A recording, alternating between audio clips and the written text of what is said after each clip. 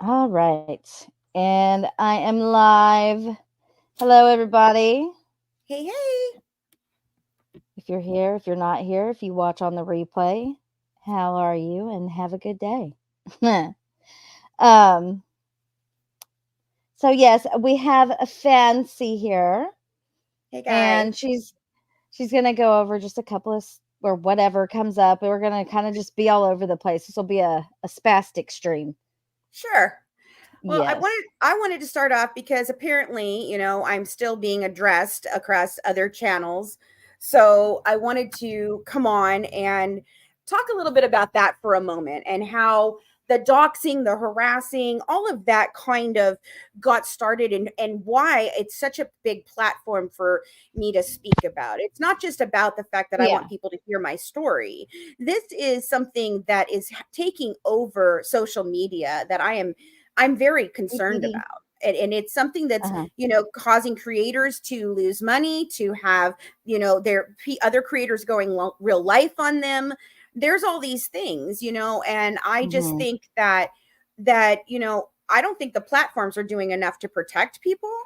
But, you know, there's supposed to be there's Katie Paulson talking about me, Brandy Jolly's talking about me, my old partners are talking about me, but there's reasons for that, So folks. Well, let me say this real quick. So Yeah, when I first found out, and I think I might have talked about this last time, I have right. seen clips of you on documentaries. Yep, I have seen you in yep, several articles yeah, featured as the main, mhm, person to yeah, talk about this case. yep. So yeah, people want to throw out your past, and that's what they do. The first thing they do is they're going to dig into you, find Yeah, the mug shot, and throw it out there. I've had it sure, happen to me, and they try to defame you and make you sure. out to be a Well, and whatever. the thing Um, is that these people are past partners. They've all come and gone so millions of times. who are the past partners? So That's there's a lot. There's a lot. So currently, the company was started originally.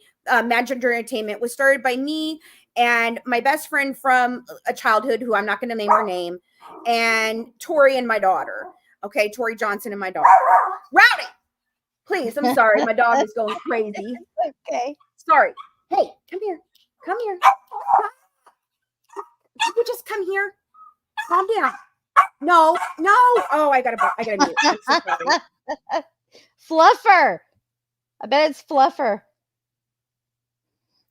Oh, Is he's it so annoying. what kind Sorry. of dog Okay. is that? So, and that was long before Gypsy and anything. That was, we were Hello, doing, sir. scripted series. Oh, he drives me nuts. Scripted series. We had a not a documentary. We had a loosely based web series on my struggles with mental illness, losing my mother at 29, and fighting depression, and dealing with my own problems with my mother. Hey, Um, Alex. so we started the company, and the director stole that footage from all the actors and everybody. It was horrible. And then we went on to try to do this one series. We signed a bunch of name talent like Joshua Jackson and Nathan Parsons and Henry Cerny. We have contracts with them for this. And then we found out that one of the guys we had been working with to bring in funding was actually bringing in fraudulent money. He didn't know it was fraudulent money. We just found out it was fraudulent money. So we had it all going into escrow, and it all fell apart. Like, so people got angry with me When and was this? Tori and everybody, and it wasn't our fault. We didn't do it. It's just what happened. And When did that this happen? this was 2 years before, or a year before, the Gypsy thing, before we started working on Gypsy. So Okay. 8 years ago, 8 years ago. Okay. Yeah. Okay. And then when Gypsy started, that's when everybody else started coming to the team, because I asked for help. I was doing call outs for psychologists and nurses, and I don't have a problem with the nurses, and I don't have a problem with the psychologists, but the other people that came to the channel and to the team that bred drama, those people have come and gone, and there's been a lot. We've had Uh-huh. Brandy, who likes to, she likes to distort anything and everything. In fact, I said I would never speak to her again. Christina can't stand her. Colleen can't stand her. They've told me I've given her way too many chances over the years. And I only allowed her to come back when Christina passed away because I was hurt. And then her and Tori decided to work together to steal the company Who out is from underneath Tori? me. Tori is the original partner, one of the original partners who's Okay. been in and out Does many she- times. And the whole reason she's not here is because she just doesn't do her job. And Colleen and I can verify that many, many, many times she's let us down. We were at CrimeCon and on doing a CrimeCon, when they did the house arrest one, and she had this segment that she was supposed to prepare for me and Colleen to do. 5 minutes beforehand, she had nothing to us, and she was outside hanging Christmas lights. Didn't even bother to call us. So is this is Tori why we and had so many struggles. Brandy? So Tori So and this is Brandy what- are now combined. They're doing And their Brandy own has thing, a I you- guess. I don't care. You know, they tried to steal a bunch of my client list. And that's frustrating. They tried to copyright strike me for pictures that we took for a project that was supposed to be paid for by the client, and they tried to say that I was the one that needed to pay for them. Well, they're not my pictures. They got mad because I copyright striked them for using my content that was created by me for the opener of our Gypsy story. And I told Brandy repeatedly to take it down, and she wouldn't. And that's why they're mad. They're mad, and they will make up anything and distort it in any way they want. And it doesn't matter because it has nothing to do with the case, but it does, because this is the chaos that Christy Blanchard,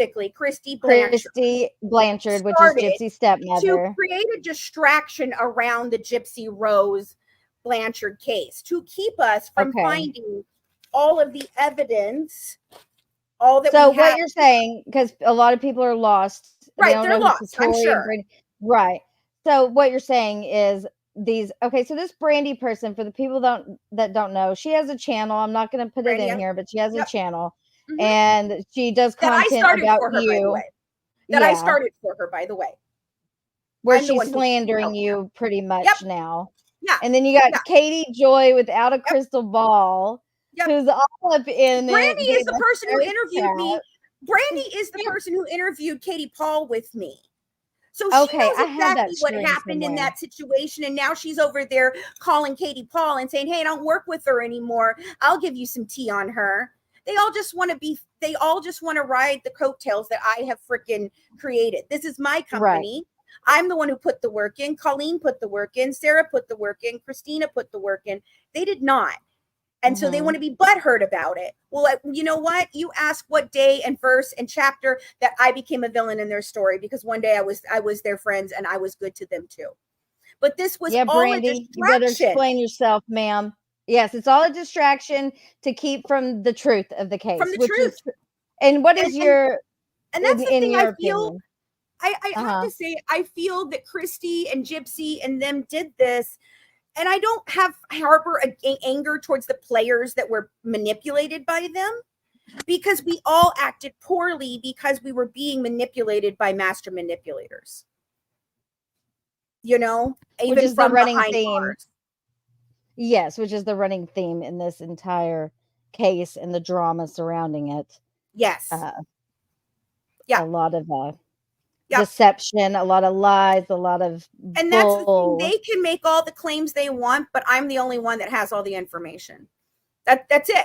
I'm the one who did this work for 7 years. Well, and that's what I've noticed from watching your channel. I've also been watching your TikTok. Everything they have, they steal from me. They took from either exactly. working with me or they that's steal from what I was gonna say. Is when I hear these people talking, I'm like, well, wait a minute. The only person that I've seen actually show proof of any of this is you. And I've seen some of your documents on Reddit now, and it's, you know. I mean, I've been in 2 documentaries about this.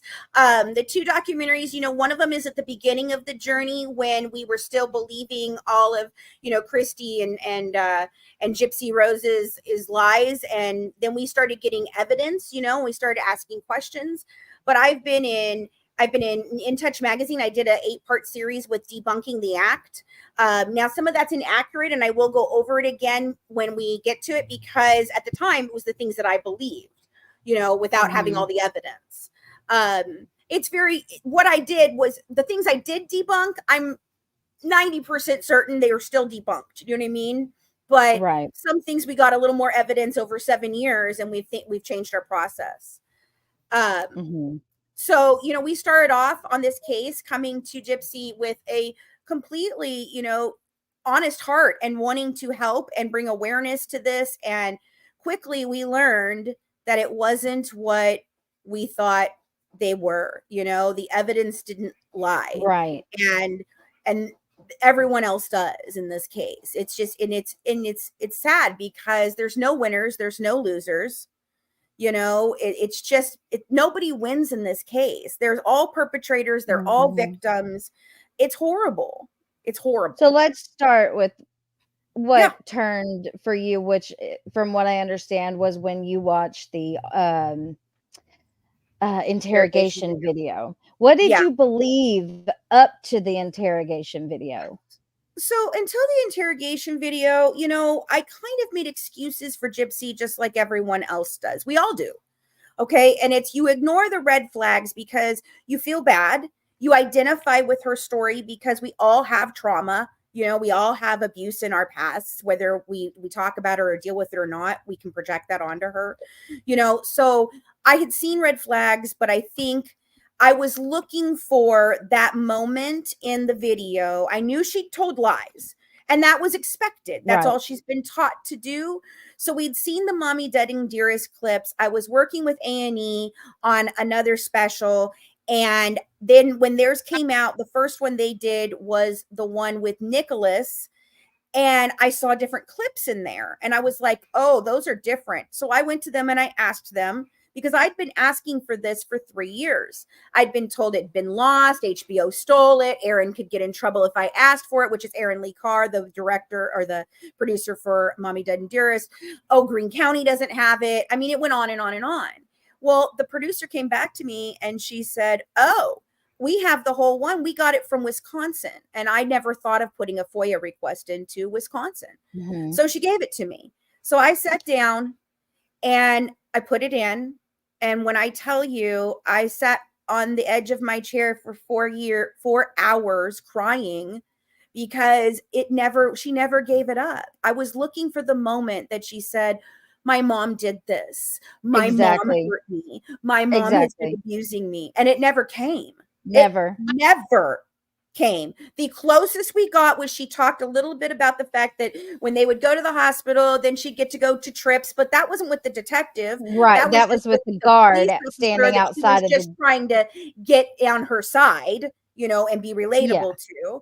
She's up walking around. She never mentioned talking about dancing through the streets, and she's showing him how she danced through the streets.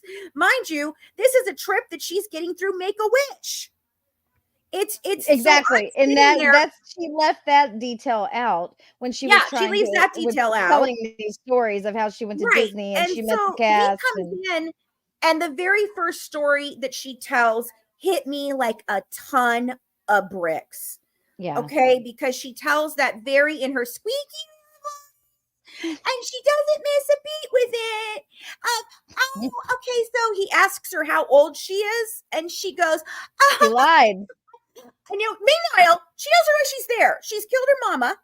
She knows why she's there. And the first thing is a practice lie that she tells. She says, well, my bracelet says that I'm 23, and it says that my birth date is 95, or 91, but I was really born in 93, and there's a mix-up with Medicaid because my records were lost in Katrina, and my mom had to present my birth certificate. It goes on and on. It's the practiced lie with no remorse, no blinking, straight up narcissistic, sociopathic tales.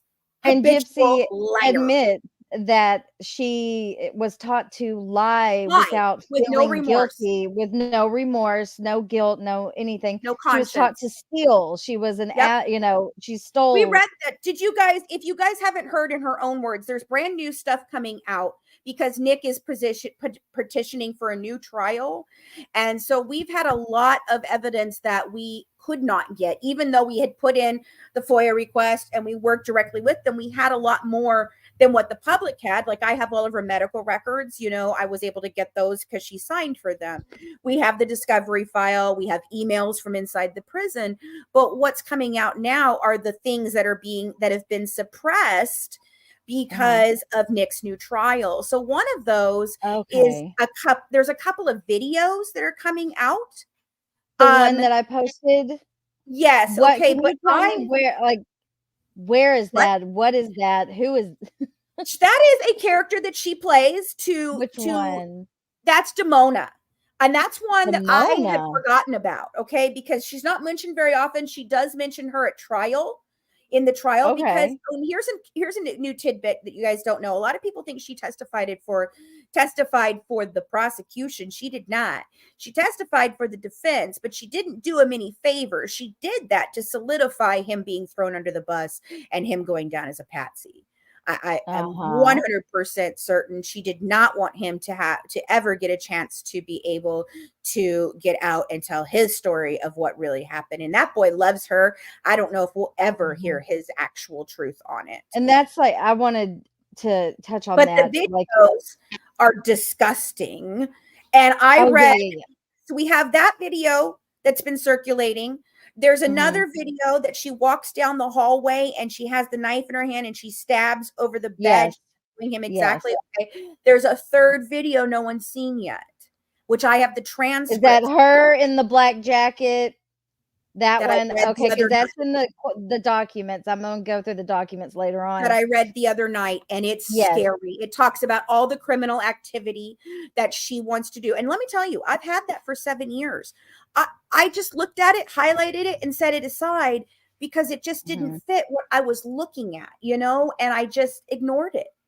I've made Mhm. mistakes in this case. We've all made mistakes in this case. How could you not? The girl never stops lying. So Why how would can they you do not anything bring straight? but why would they not bring out this evidence during his initial trial? Because I think it's a very corrupt town, and I think it goes much deeper than Gypsy Rose. Mhm. I can talk about the DA being corrupt. I've had personal dealings with the DA. I've had personal dealings with DFS. I've had personal dealings with the law enforcement. They're all working on other cases outside of Gypsy Rose, other child endangerment cases, child kidnapping cases. One of our team members, her son is literally missing right now because that DCF department fumbled the ball, and her son is in the hands of their abuser on the run and Mhm. being groomed to be another abuser. It's And pretty that's dark kinda stuff. how I wanna preface, like, before later when I read some of the documents, is Yeah. the way that I see it now Mhm. is Gypsy, and I encourage everybody to go watch the full interrogation video. She was fully prepared to throw Nick under the bus from jump, and did. And the only reason that she ended up having to basically confess to all of this is because she was caught with the cell phone data that we were talking about earlier. All of the messages are out there. Maybe I'll go through those one day too.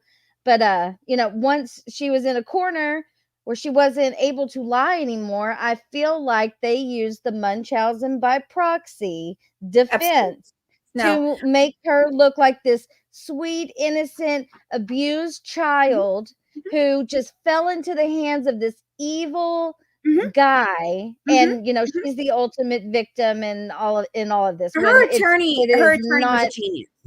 like who was it that said it initially? There's more than There's the appears. Sheriff Arnott in his original press conference said, "Nothing is as it appears." Yes, and yeah, that's it. The perfect way to explain all of it is nothing is as it appears.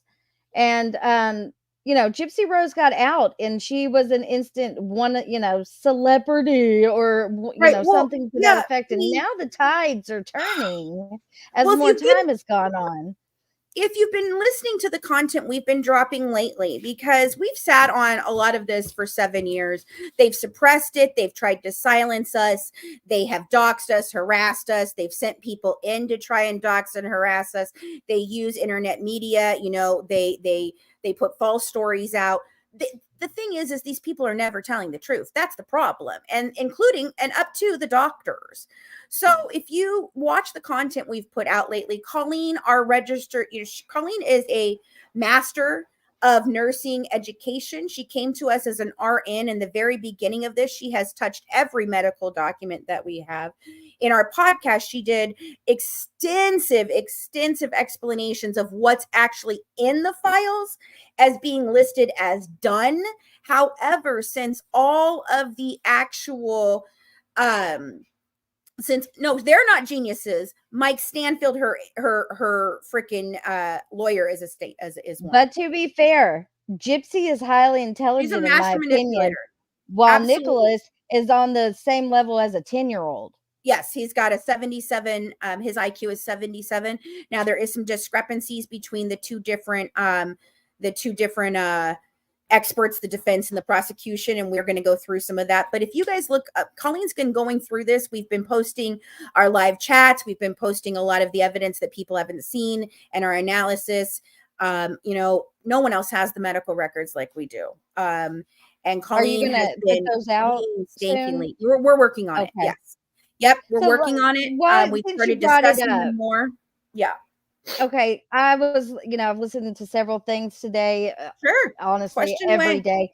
One of the things was that she had over 30 procedures done, unnecessary, as they say. And I got my air quotes up, 30 unnecessary procedures. And that is not true. Okay, you want to talk about the unnecessary procedures? You want to talk about? Yeah, go ahead. Yes, and I'm going to give you guys a brief rundown. Okay, she had dental surgeries that started when she was 5 and 6 years old because her teeth were literally crumbling out of her head, and this was before any type of Botox or Tegretol or seizure medication or anything. She just had bad teeth.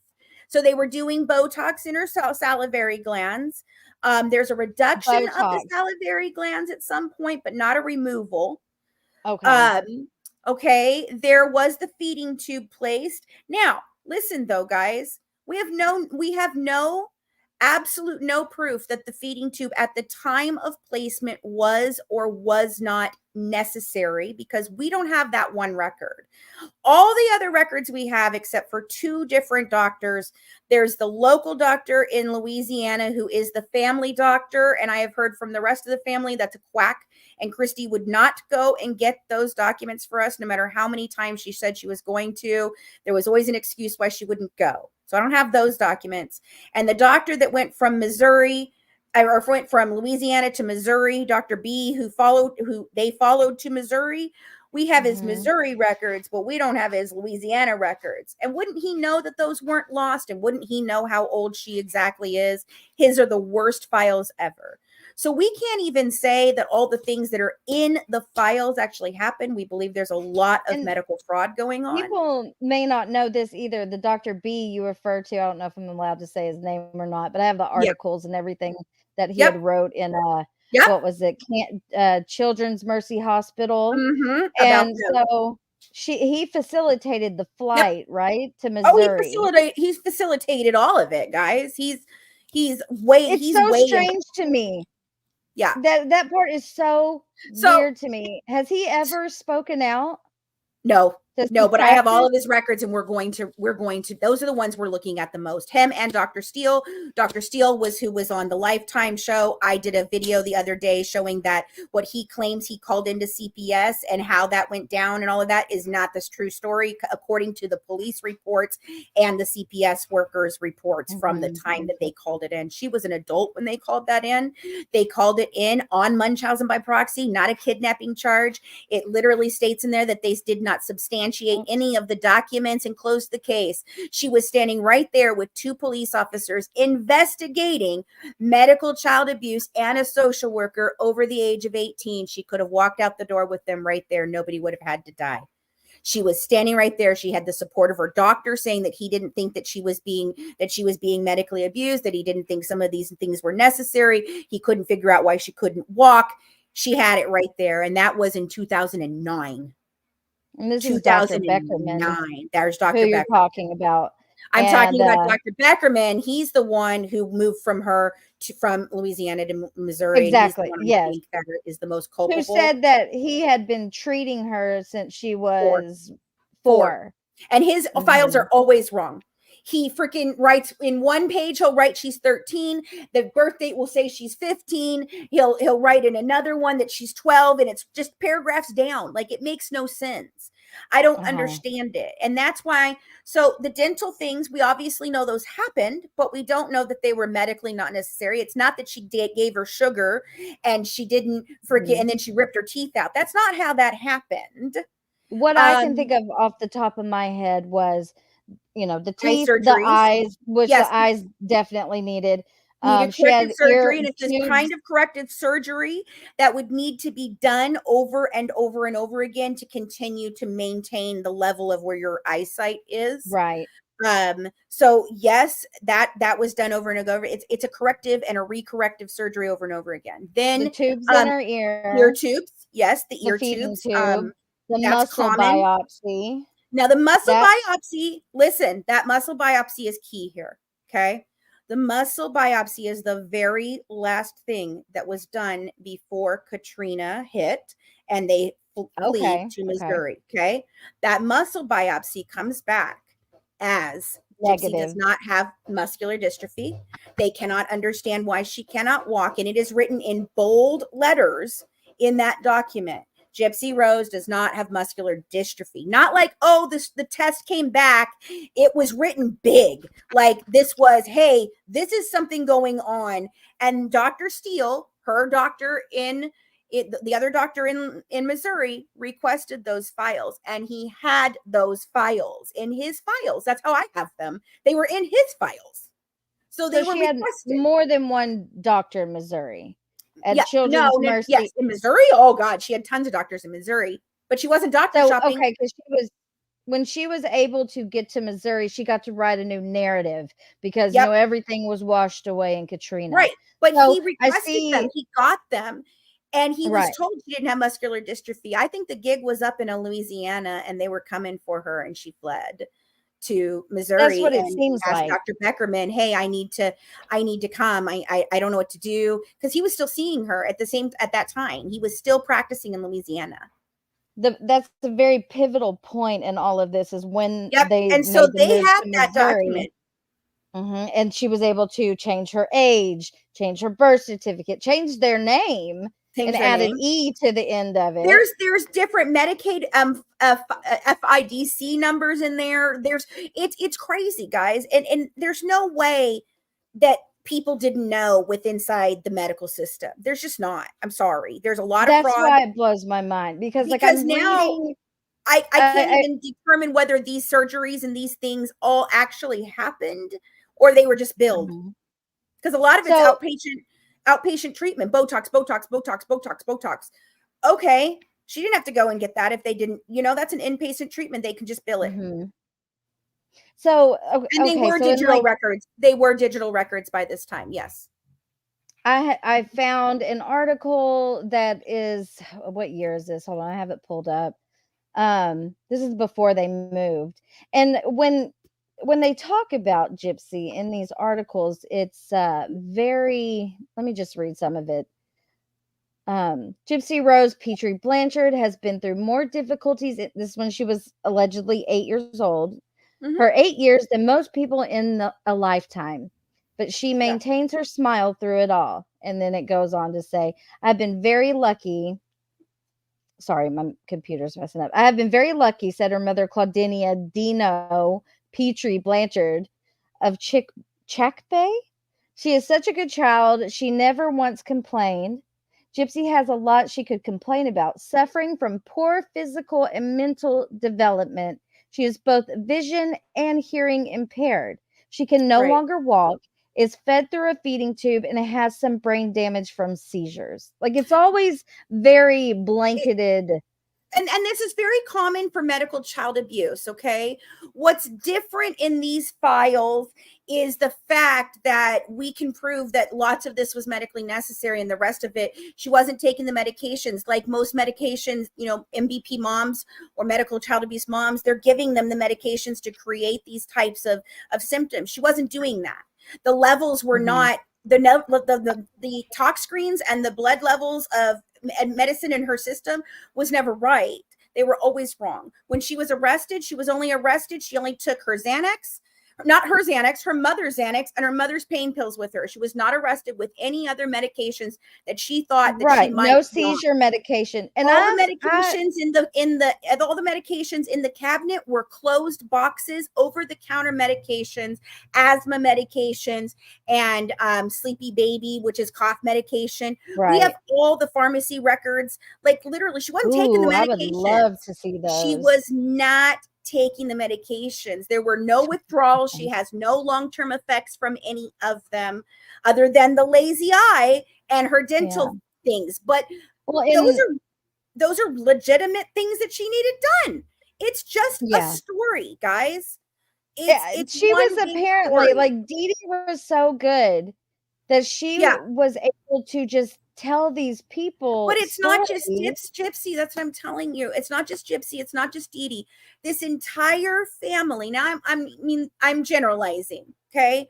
But from Christy to Rod to the sisters and the siblings of Dee Dee to other members of this family, all of them are somehow involved in a fraud con scheme over and over and over again. Right. That's what they do. Is it abuse? Sure. It's abuse in the fact that if you feed your dog, you know, poop, and that's all you feed your dog, and that's all they know, that's nutritious to them, but it's still poop. Does that make sense? Like, that's all they do. They've groomed her to be like this. That's what Mommy they do with all their kids. People keep bringing up the Xanax, and Mommy Did and Dearest, she says she was on Xanax, and now it's changed to she was on Vicodin. Well, Xanax, she had both. She had Xanax and Vicodin with her. I don't believe she was addicted to pills ever, guys. I think she took those when she left her mama's house, sure. And she might have been addicted to them in prison. I can ask Rachel about that because she's her best friend and they're no longer best friends anymore. And she turned on her and hurt her. But pain medication. People here aren't going to know who you're talking about, but since you brought it up, I have to ask, why did she turn on her? Because she like named her daughter and, you know, had all these birthday presents from Aunt Gypsy. Yeah, Christy and Gypsy hurt her. Christy caused her. They uninvited her to the party that Gypsy had that's been all over the place overnight because Rachel is tired and Rachel knows things and Rachel knows scams that they ran while they were in prison. Gypsy was having her collect money on TikTok and send it to her. They were asking for donations. There's other alleged scams going on outside of that. So, I mean, they are just, this is what they do. And it's all a distraction. And they create chaos around it. And they tell lies that are so insane that you don't know what to believe. And that's how they've done this and perpetuated this for 32 years. And I'm sure it's much longer. It's a generational con with inside this family. And they destroy lives. Do you know how like they were able to, because like I see all these pictures of Gypsy and I'm like, where is she? Where is she in this photo? And I've figured out that a lot of them are probably from the Ronald McDonald House. Let's talk about that. Okay. I don't know why she was kicked out of the Ronald McDonald House. I am running that down. She was kicked out? In Louisiana,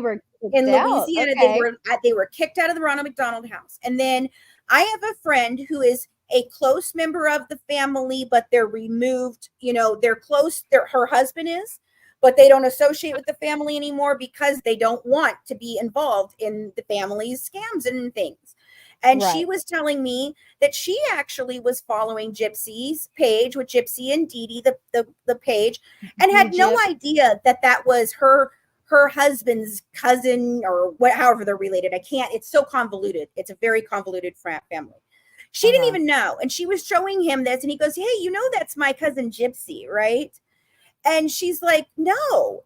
And nobody knew that Christy and Rod had another daughter. Like, the neighbors did not know. Nobody told them. They had no idea. There's 2 other children. There's Gypsy and another child. But hold on, I've got to remember where I was going with it. Ronald McDonald. The Ronald McDonald house. Okay. So Dinah, shit, I just said her name. Damn it. My friend. Scratch that from the record. Yeah, please, please, please. Okay. No one will notice. Just keep going. Yeah, my friend, she says that when she was following that account back in the day, they would post all these pictures of Gypsy in a bedroom, and it would have like a pink wall behind her, and she'd have the CPAP on, and she'd have, okay. Now, if you look at the crime scene photos, the back bedroom that is Gypsy's room is painted pink, and there is a hospital bed in there. And Dinah is, damn it. And she swears that she says, she goes, I really think that's the times that she was saying she was in the Ronald McDonald house and doing all these things. She goes, I think that they were in the back bedroom. Fancy, and we're trying to find the pictures that have been posted to verify them against the crime scene post from back in the day. But they were kicked out of the Ronald McDonald house? They were kicked out of the Ronald McDonald house. They were asked to leave. Do they know why? I don't know why. I'm investigating it. I know I heard that story a long time ago. I might have it somewhere in my notes. I know a lot of people looked into it at one point in time. I might have it somewhere in my notes, but if not, we're running that down. So then, okay, so they were in the Ronald McDonald house in Louisiana and also in one in Missouri. They've been in all kinds of things. They've been to the Special Olympics. Yeah. Oh yeah. Habitat, Cancer Society. She got pulled out for Cancer Society. She was a queen in a parade. We have to look at these charities too.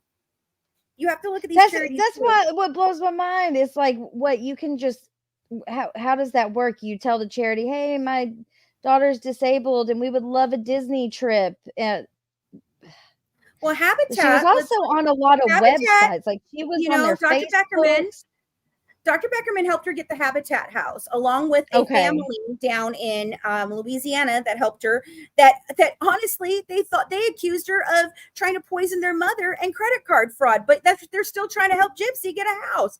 It just makes no sense, guys. But she gets this house, and then Habitat uses her every freaking time they do a charity fundraiser. They parade her out there in her little wheelchair. I've seen some pictures. And she speaks, and they all talk about how eloquently she speaks, how passionately she speaks, and they loved bringing her out there because she would garner them lots and lots of donations because of how well they were loved like that. But there's also contradictory stories about they'd been having issues with people in the neighborhood, and there had been a break-in right around the time period that the $800 was sent to Nicholas. She accused a disabled person down the street of breaking into the house. Okay, because I read in those the Greene County files that a neighbor who I think is the one you're talking about had a key to their house, and it doesn't exactly say why she gave it back. I was wondering if she was letting boys in there. Well, that's what I'm trying to find. Or letting Gypsy out, or I don't know. They're not letting. They had the things on the windows. The house was in disarray like crazy. Gigi's barely getting out of bed. Gypsy's in the house. There's sodas everywhere, and we all know that they've talked about the fact extensively that Dee Dee didn't allow sodas at all. She thought they were wicked. There were freaking Pepsi can bottles by the case. Why would a girl down the street that why would they have a key to their house? Because it wasn't Aaliyah and it wasn't Amy. No. They had keys too, but that was in case anything ever happened to them, but they didn't use them. What was that girl doing with a key down the road? A disabled girl down the road has a key to your home? Why? Maybe when they would go out of town, or for what reason? I don't know. They you know what? There's lots of animal things in there, but there is no evidence of animals. Right. That's I've seen her with cats. Doesn't she say something about rescuing her cats Feral too? cats.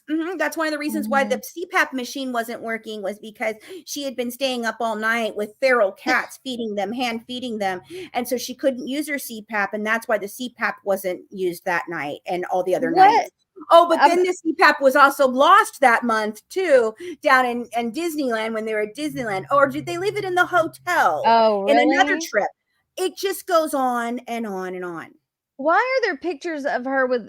I don't know if you know this because I've heard that I've heard people ask you this actually, and Sure. you probably don't know the answer. There are video or pictures of her with a neck brace on. Like, have you seen those? You know, she's got either it's wrapped in this gauze, and Mhm. then there's one where it's an actual neck brace, and then there's one where it's like it's wrapped in gauze, and it looks like there's a tube coming out of the middle. That's when she's But younger, but right? no tube in the nose. It's Right. the That's when one she's where I don't know if it's a birthday party, but she's got like a crown on her head, some Mhm. cupcakes in front of her, and I swear there's a tube No, no, I coming know what you're out. talking about. That's the Disneyland trip. No, there's all kinds of weird crap, guys. There's every file is a mess. Everyone has a different story. Every story has a different story. I don't know why liars lie. They just Yeah. lie. Why Like, do you think why do you think there was baby powder caked in she that used it. freaking She used it. Dee Dee used it to see if she was religiously. moving okay, but did No, no. Okay, she was a big, big, big woman at that point in time. mhm. She had chafing underneath her breast area. There was Okay. chafing all on her bodies and stuff. She was not well. And she was using that baby powder is everywhere. Everywhere. People thought it was fingerprint powder. It's not. It's the baby powder because she was I was using wondering if she had that baby powder like that because you can see when things have been touched or moved and Gypsy had been trying to sneak out and possibly, all but of that.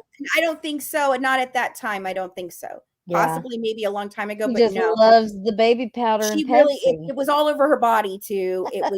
It was all over the bed. There was other places in the house that it just was like, okay, she just used that all the time.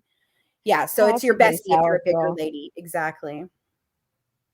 Um, and then one thing that, I don't even know if there's why I'm down this rabbit hole or if I'll ever figure it out, but what bothers me is like, when did Gypsy become a willing participant, in my opinion, in the con? She knew that by playing the sick child and going along with it, knowing she's not taking all of these medications now. If she Right. thought she had leukemia because her mom told her that, I can kind of understand. Yeah. But she knew that she was going to get Disney trips and meet Well, cast okay. I members. mean, And it bothers me that she was the presented as younger, but mhm. she's older, so she knows in her older, young adult mind that this is not right. And You're she at doesn't have the home. mind of a child either. She's very, very with it, very She's very calculated, smart, very very smart. smart. Okay. So I can give you a couple where places to kind of get to give you some Okay. context. Okay. At 5, Gypsy gets the very first miracle ear in her parish in the state of Louisiana. At that time, she tells a story of how she was able to get that because she has no hearing problems whatsoever. And again, you can be both. You can be a victim of Uh-huh. abuse and become a perpetrator. I'm not after the victim of abuse. I'm going after the perpetrator, Gypsy. Okay. They can be both. Dee Dee is both on different levels. Nick is both on different levels. They're all both. Mhm. Okay. But at 5 years old, she goes in there. Her mother is not supposed to be able to go You're not back there for blocked. this exact reason. I I have no idea, Liberty. I don't even know who you are. You're not Uh, blocked. at some point in time, maybe you were involved in the drama at some point in time, and so you Is probably she got blocked. talking to you? I don't I know. don't know if that's what she's talking. That's why I'm saying. But 5 years old, her mother convinces the doctors that if she doesn't go back with Gypsy, Mhm. oh shit, I'm probably in big put. No, okay, good. She didn't hear it. I thought it was my friend coming at me because we're saying the name. I was like, ah! Okay. So listen, she goes back there, and Dee Dee convinces her to Dee Dee convinces the doctors that she's gonna have a panic attack if she doesn't go back there. So that's when the squeezing happens. The squeezing, she tells her, okay, well, if I squeeze your hand, you hear it. If I don't squeeze your hand, you don't hear it. Right. That's where the squeezing started. But it wasn't just a squeezing of shut up. This was a communication. If you watch, Gypsy squeezes Ryan. Gypsy also squeezes Dee Dee. It's a communication between them. It is so to silently be communicating. It's not one-sided. So that's how the first thing happened. She knew she was not deaf. Okay. But she's 5. All right. I got a baby doll. I got a trip to McDonald's to get an ice cream afterwards. What does it matter? Right.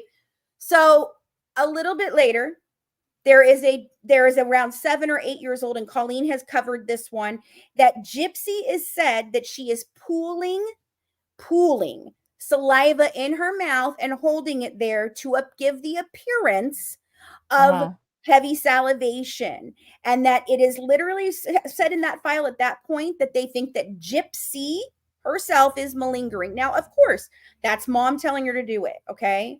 But Gypsy's always known she was groomed by being given reward systems. This is how these types of grifter families work, to convince, to get their children to comply, to go on to carry on the generational cons. And so, yes, by 14, Gypsy, they're leaving Louisiana. And the stuff that's done in Louisiana is super mild. Like I said, there was Botox, but we can't determine whether the Botox was actually given or not. And it wasn't for migraines. I get those. It was in her salivary glands inside her mouth and inside there. There's no tonsillectomy done. They say there is. There's not. I mean, a doctor would know that. But by 14, she had celebrated all of her birthdays with her family for 14 years. She'd been around them. Everyone knew she could walk. Everyone knew how old she was. It wasn't happening like that on the bio. And I totally believe that when she was at home, she was doing whatever allowed to walk. Well, allowed to walk. Here's how they get to Missouri. They're in the Superdome. Katrina has hit. Christy saying she can't find them. That was bull crap. There's a whole nother story about them finding them. There's another story about them being in Covington. All these different stories come out. But this is how she gets to Missouri, is Gypsy, not Dee Dee, Gypsy, who is 14, 15 years old now, okay, goes and finds that doctor that airlifts them out to Missouri and tells her that I'm a cancer patient. And that's where that little picture of her in the sink and she's all crouched up and the head is... That's where that happened, in the Superdome, to perpetuate that she's a cancer victim so that they could get on an angel flight and get out to Missouri. And she found the Missouri doctor. She did. She admits to it. The Missouri doctor talks about it too. So that's how she gets the Missouri doctor out. Though, that's not Dr. Beckerman. It's a woman doctor who was sent down there by FEMA to help. It's one of the doctors who was helping in the Superdome. Has no idea who she is, has no idea who Dr. Beckerman is, has no idea of any of that. It's just a sick kid that needs to get airlifted out, and she's the one that was asked for help. So she gets her to Missouri. Immediately, Beckerman ends up on scene. Immediately. For 2 years, she stays in the hospital for 2 months. I don't know how you can stay in a hospital not moving your legs for 2 months and nobody freaking notice. Right. Okay. But she's in the hospital, in and out of Marano McDonald House, all of that. Hope for House. 2 months. For 2 months. Then she moves to Aurora, Missouri. And for 2 years, nothing happened. Lived in that. There's a 2-year period where she's not seeing the doctors all the time. The neighbors are reporting that they've seen her outside walking around in Aurora. Dee Dee's working on her Social Security because Dee Dee's getting real sick by now, guys. Her diabetes is out of whack. It's all coming to a head. And she's 15 to 17 years old right now. So what do you think happened in that house for 2 years while they were determining whether or not they were going to get the house in Springfield? Because they were in a house. Go ahead. I believe at that point there was an agreement struck. And you come and you help me. We get this house. We run this con for a little longer. We ramp it up. We get all this stuff, because they were getting donations. Dee Dee was even carrying a business card with a donation site on it in her pocket and handing out to people. Okay. This is when Gypsy really knew. And I think it was an agreement to get the house, the car, the trips, the money from Miranda Lambert, all of it. I mean, Mhm. what would you want if you were a kid? Do you want to go to school? No. Would you rather go to school, or you want to go have lunch with Harry Potter? Right. Right. And all Do you you have want to to do go to is just pretend like you don't have just to walk. pretend, just pretend, just pretend. Just Mhm. pretend.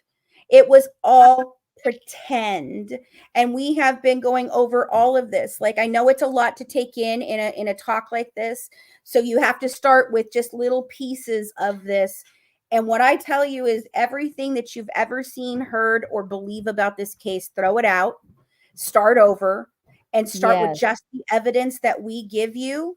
And it's not that we are, we're the end all be all. You can go find a lot of our evidence other places, but verify it. You have to start, and you have to look at every single piece of evidence if you're really interested in this case. Look at every evidence and go, okay, so this paper says this and she said that. So based on those two things, do I believe this is true, or do I not believe this is true? And then you stick it in the truth pile or the non-truth pile. And I'm going to tell you, you have to do that over and over and over again, because the story's changed so many times. She was 23 at the time that Dee Dee was murdered.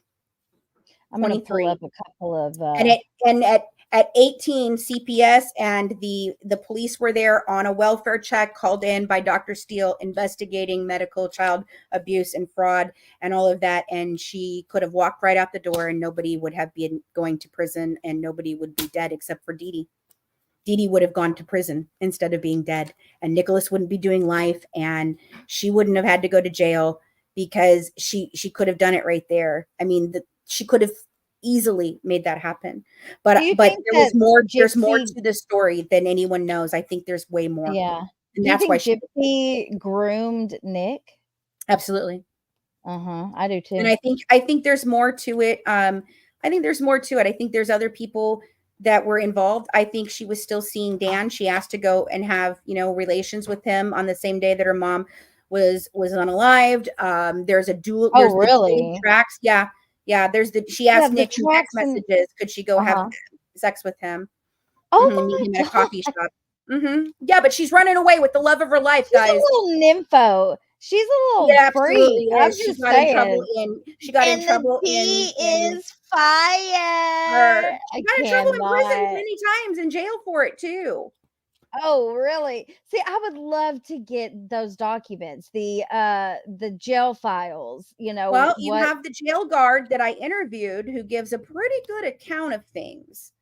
well, I don't know Uh, if you followed the Letitia stuff yes, on yes, well, they got the jail files, the jail calls, like yep, yep. We can get everything, all of that and eventually. oh, that Um, would be so good.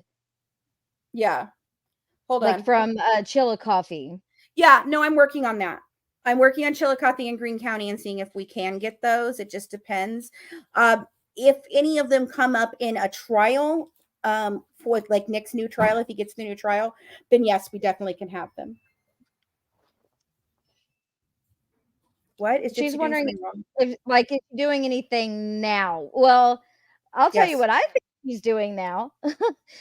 She's being quiet all of a sudden. That's, after she put out her, advocacy video on her social media this last time. That's the last Because post it's that not she's going well made. for her. No, the tides are turning. And on It's TikTok, not what they planned. Not what they planned. where everybody was slay queen, go girl, live your best life. Well, now everybody's seeing the other side of the coin, and Yeah. the tides are turning, and people are flipping on her because they're seeing the inconsistency that Fancy is trying to point out here, that this story is not, just cut and dry. This poor girl was It's abused not. and she had no Not choice black but to and murder white. her mother. And here's my thing with her murdering her mother, and there was just no other way. Well, you were able to buy Nicholas a round trip bus ticket twice, but you couldn't get yourself one, walk out that door, get on that Greyhound, and get the hell out of Dodge. Instead, you There's had so to many murder. opportunities, so many people that could have done anything, that she was in contact with her father on a fake Facebook account. She talked to Christy and Rod. She talked I'm telling Oh, you, there's so much that we have that they just don't The public doesn't know, and that's why they've tried to do this. And yes, they are currently doxing, harassing, stalking, cyberbullying me and my team. Currently, they are Are you doing it saying to the Rachel. Blanchards are doing this? Yes, and Gypsy actively, what- with Kate Thompson and all the rest. Yeah. They're calling me a Can felon. I'm you- not a felon. They're putting my mugshots out from 25 years ago for misdemeanor charges and calling me a felon. They're saying I'm a domestic abuser when I'm a domestic violence survivor. This is what they are doing. And it's not I'd just rather be a Christy, 4-time it's felon than a murderer. So yeah, right? yeah. Right. No, I can vote and I'm packing. Okay. Okay. So anything And that the people have to D say is about me, fire. book. Okay, Yeah. I'm an open book. You want to talk about a something I said in a text message at some point in time when I was probably angry about it? That's just their way. I said what I said. The first go-to, I'm talking about YouTube, which yours is way larger than that. But like on YouTube, as soon as people want to start discrediting you, putting out your mugshot, trying to run narratives, like I've had all that. That's when you're telling the truth. Liberty Farmer, the reason CPS is blocked in my chat is because I've had it threatened and happened to me several times. So that's why you couldn't type that word in here. But yeah, so it's crazy to me though, because I have seen Gypsy, like, commenting. Katie Joy is such a thirst trap. I cannot. These people can't help themselves. Every comment or every post Gypsy makes. Think about that. Think about that. Just see who they're surrounding themselves with, okay? See who these people are surrounding themselves. Gypsy and Christy, they're surrounding themselves with the likes of Natasha Cooper's and Katie Joy Paulson's. And her husband is, there's a question of whether he was fired because he was with her or because he had sexual misconduct or inappropriate conduct with his students. That I posted that today. That's out there. There's allegings of that. And I saw that on TikTok. Yeah. So no, these people associate, with themselves with people that tell you exactly who they are. I don't associate with those types of people. I associate with doctors and lawyers and experts on the case and psychologists. That's what the people who are on my team that are coming to help with this. I have a doctor right now that's going to sit down and look through every single one of these files to help us. I have several criminologists that are doing so. One of them is an expert out of, Tarrant County, Texas. And he literally told me, if you give me a year, I'll sit down and look at all of this. He's retiring next year. So like back to the medical documents, when they presented on a documentary, they like have them all these thousands of files scattered out on the table. Is that really how? No, they make that look really good. It's all a production. When I spread it out, you will see that I actually have those documents. When they spread it out, Mike had a stack maybe this big. That was the stack because I got that from him. This was how much they had. Now, anything that they had since then is because I worked on them. I worked on getting them. I watched 2 episodes of The Act and I was like, I can't do this shit. Hell no. But in The Act, they portrayed Dee Dee as having this big binder full of, is that true? Like, was there ever a binder? Hold on. I'm going to show you what. No. What she had, she did have some things in there, but this is probably the most detailed right here. This came out of their home. This is, Christy handed this to me. This is a medication list. This is how I told you I know that what they were picking up from the pharmacy and not picking up from the pharmacy, because that's what this is right here. Is that like her actual notebook? Yeah, that's her actual notebook. This is theirs. I didn't create this. Her handwriting? Yep. That's wow. Dee Dee's. Yep. That's Dee Dee's. What's in it? Medication list. Medication list. So that's the pharmacy records. So I can look at that. I can look at that cabinet and I can literally verify in this book every single medication that was being picked up, when it was picked up, and what it is. And I can do it down to every single box in there except for the over-counter stuff and the supplies. And it's not true about her stealing the writing the prescription. No evidence of stealing. That's a lie that Christy floated out there that we debunked several times, and that's one of the reasons why she got angry, because it wasn't just me who did that. There was a whole group of people that had nothing to do with me, that came to me and said, hey, she's lying about that prescription pad, and here it is, and da-da-da. And I confronted her with it, and she tried to show me another picture of it. And I said, Christy, that doesn't look like a prescription pad at all, and it's not in any files. Why would you have not turned that into the police if it was a prescription pad? She goes, oh, they didn't want it. Oh, they didn't want it. Well, maybe they didn't want it because they were covering up things, but it wasn't a prescription pad. And there's no evidence that she was using. She wasn't doctor shopping.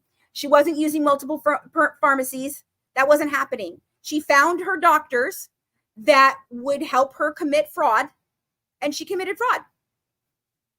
Yeah. And they committed fraud. And that's why the doctors haven't been sued, guys, because doctors didn't actually do anything. The ones that's that where I operated have on a her, problem. the ones that operated on her actually did things that were medically necessary. That's why I have a problem with the term medical abuse. Like, there really wasn't much. And that's the thing. Listen, it took us 7 years to get to that point. Like, I couldn't accept Munchausen by proxy. I couldn't accept malingering by proxy, and I certainly couldn't accept what medical child abuse, even though I'd heard it, until I sat down with the investigator in Texas. And when I asked him, what's the difference between just a long con family who runs all kinds of cons, and this is just Dee Dee's chosen con, and the actual medical child abuse? And he said, in a court of law, there's not. He said, so stop calling it MVP, stop calling it factitious disorder, just call it medical child abuse, because then we take motive and all of that away. By proxy, when I go ahead. No, go ahead. When I think of that, the first person I think of, other than like seeing it on movies, was oh my gosh, his name was Garnet, and his mom. That's her son, Garnet Spears. Yeah. We actually have interviewed her. I got you, Lacey. We've actually interviewed her at great length, and we are going to actually do a comparison between Garnet's case and Gypsy's case. Okay. But tell them what she did to her little boy. She poisoned him with salt until he died in the hospital. And you watch him literally have his last moments as she goes into the hospital room with a bag of salt underneath her arm. You can see it in his IV thing. She was giving him it. He was about to be released. They were about to release him from the hospital. They said everything was good. Yep. And she says that she did that. I've talked with her about her motives, and because I was trying to understand why they do this. I used to think that they do it and they have it's like a subconscious thing, or no, she had complete awareness of what she's doing. What she thought was that the hospital would always save him, and that was her way of keeping him close to her. And Munchausen by proxy, making him sick. And that's what Munchausen by proxy is, making your child sick. With Gypsy and Dee Dee, she wasn't making her sick. No, she's just telling everybody she was sick. She made her pretend that she was sick. Yeah. It's so fucked up. It's so messed up. And then I wonder, there's not much about Dee Dee out there, other than the narratives. Oh God, see, I'm going to jump all over the place here because I want to know more about her. And her family has nothing nice to say, that's for damn sure. But, is it true? Was she really abusing Gypsy physically? I don't know. I don't think so. There's no proof. There's absolutely no proof. Okay. None of the stories have ever been substantiated by any single person. So how can you go from all of these pictures with, my mom is my best friend and they love each other so much. And I'm wondering, I'm sure Dee Dee was very controlling, wanted Gypsy all to herself and to never have a life outside of that home. I don't think so. I think in the end they were running some scams with men online, and Gypsy was getting ready to leave. I think her mother was very, very sick in the end. I think they were on to other things because the medical fraud wasn't happening anymore. She had barely been to the doctor since 2012. Right. And I bet the trips were running, all of the things when it's a meeting child. all kinds of guys online. She wanted to go there's reports of her walking the streets all the time. In fact, there's a question about when Nick actually got into town now. The bus ticket says the 10th. The death certificate says Dee Dee died on the 9th. Nick talks about how on the 10th he was waiting for her and waiting for her and waiting for her and couldn't get a hold of her. And she said she was out running around doing whatever. And he literally bumps into her at the soda machine at the Days Inn. And then they go back to the house for whatever reason. Where's that documented at? I hadn't heard that. Oh, it's in the files that you've got. Really? Yes. I missed that part. Yeah, I'm running it down. I'm working on the autopsy to verify whether that was written down wrong, that Dee Dee didn't die to the 10th, or if it really is that she, by, the temperature of the body, rigor mortis, all, decomposition, all of that. The autopsy. She was smart enough, she was smart enough to turn the freaking thermostat down to 40. Yeah. Yeah. Yes, she was. Body from decomposing. She's a smart cook. Right. And then what else bothers me is the Barney stuffed animal next to Dee Dee's. Yes, she put that head. there. She had to have put that there. Yeah, in fact, she talks about missing a stuffed animal at some point in time. I think in the interrogation video, or before she's being interrogated, and then she has that little plushie that she's playing with. She talks about, there's somewhere, I know somebody pointed it out the other night on one of our lives, of where she's talking about missing a stuffed animal afterwards. I wonder if it's the Barney. Mm-hmm. Because I know she had to have put that there. Because Nick wouldn't have done that. That's what psychologically, that's something that someone who has a very personal, loving, caring, remorseful relationship, that this is, they feel bad that what they've done, which I do believe she does feel bad. Her mother is gone. I don't think she cares that she unalived her at all, but I do think, that's still her mother. There's still going to be a connection there. It's still going to mess her up. I think she covered the body. I think she put the Barney up there. I think she took the $5,000 out of the safe, and I think she left. Do I think she put some of those hesitation wounds on her? Yeah, I do. Do I think that Nick has been set up really hard? It's looking more and more and more and more like that. So on Natasha, she keeps talking about this L. It's like, it looks like your index finger and your thumb. Yeah, the V, whatever. It's a V. What do you think that is? I think it's V for Victor, because right above it are the letters K, I, and L. Do I think But Vic he also did it? cut his finger. What if he cut his finger and it bled down his hand and he just was pushing up off of her? It could, but it looks like this. It looks like somebody literally went like that. And then above it, you can see it. Are we going to know? No, it could be a handprint, but to me, it looks like a V. But he does admit to making scratch marks on her. That was in the document. Oh, absolutely. And see, that's why, it blows my mind. She could have put it there to frame him, to make sure, because serial killers have marks, right? They leave marks. She talks about a whole killing spree that they're going to go on. Oh, in that video. I don't think anybody's trying to prosecute her, Gypsy. Do I think she should be prosecuted for fraud? Yes. Do I think she should be prosecuted if she actually put if she actually did the deed, and she should be tried for first degree instead of second degree? Yeah. Do I think that all the things that she's done since then that have been criminal acts, up to and including other people, threatening other people's lives and careers? Yeah, I think she should be in jail. I think they all should be in jail. But am I actively trying to put her back in jail? I'm just telling the truth. Right. I'm just putting it all out here, and you guys can make a decision. To me, listening to Gypsy, I'm sorry, I was talking to a friend of mine. His name is Save Robbie on here. I like Save Robbie. I love Robbie. I was hoping he would come in, but he's probably busy. He came on my live the other night, and I was like, "Oh, did he?" Yes, I love Robbie. Yeah. But oh shit! Now I lost my train of thought. Sorry. No, I do it all the time. I do it all the time. I do too. What was I going to say? Because I was talking to him. Oh, and okay, so he didn't follow this case before now.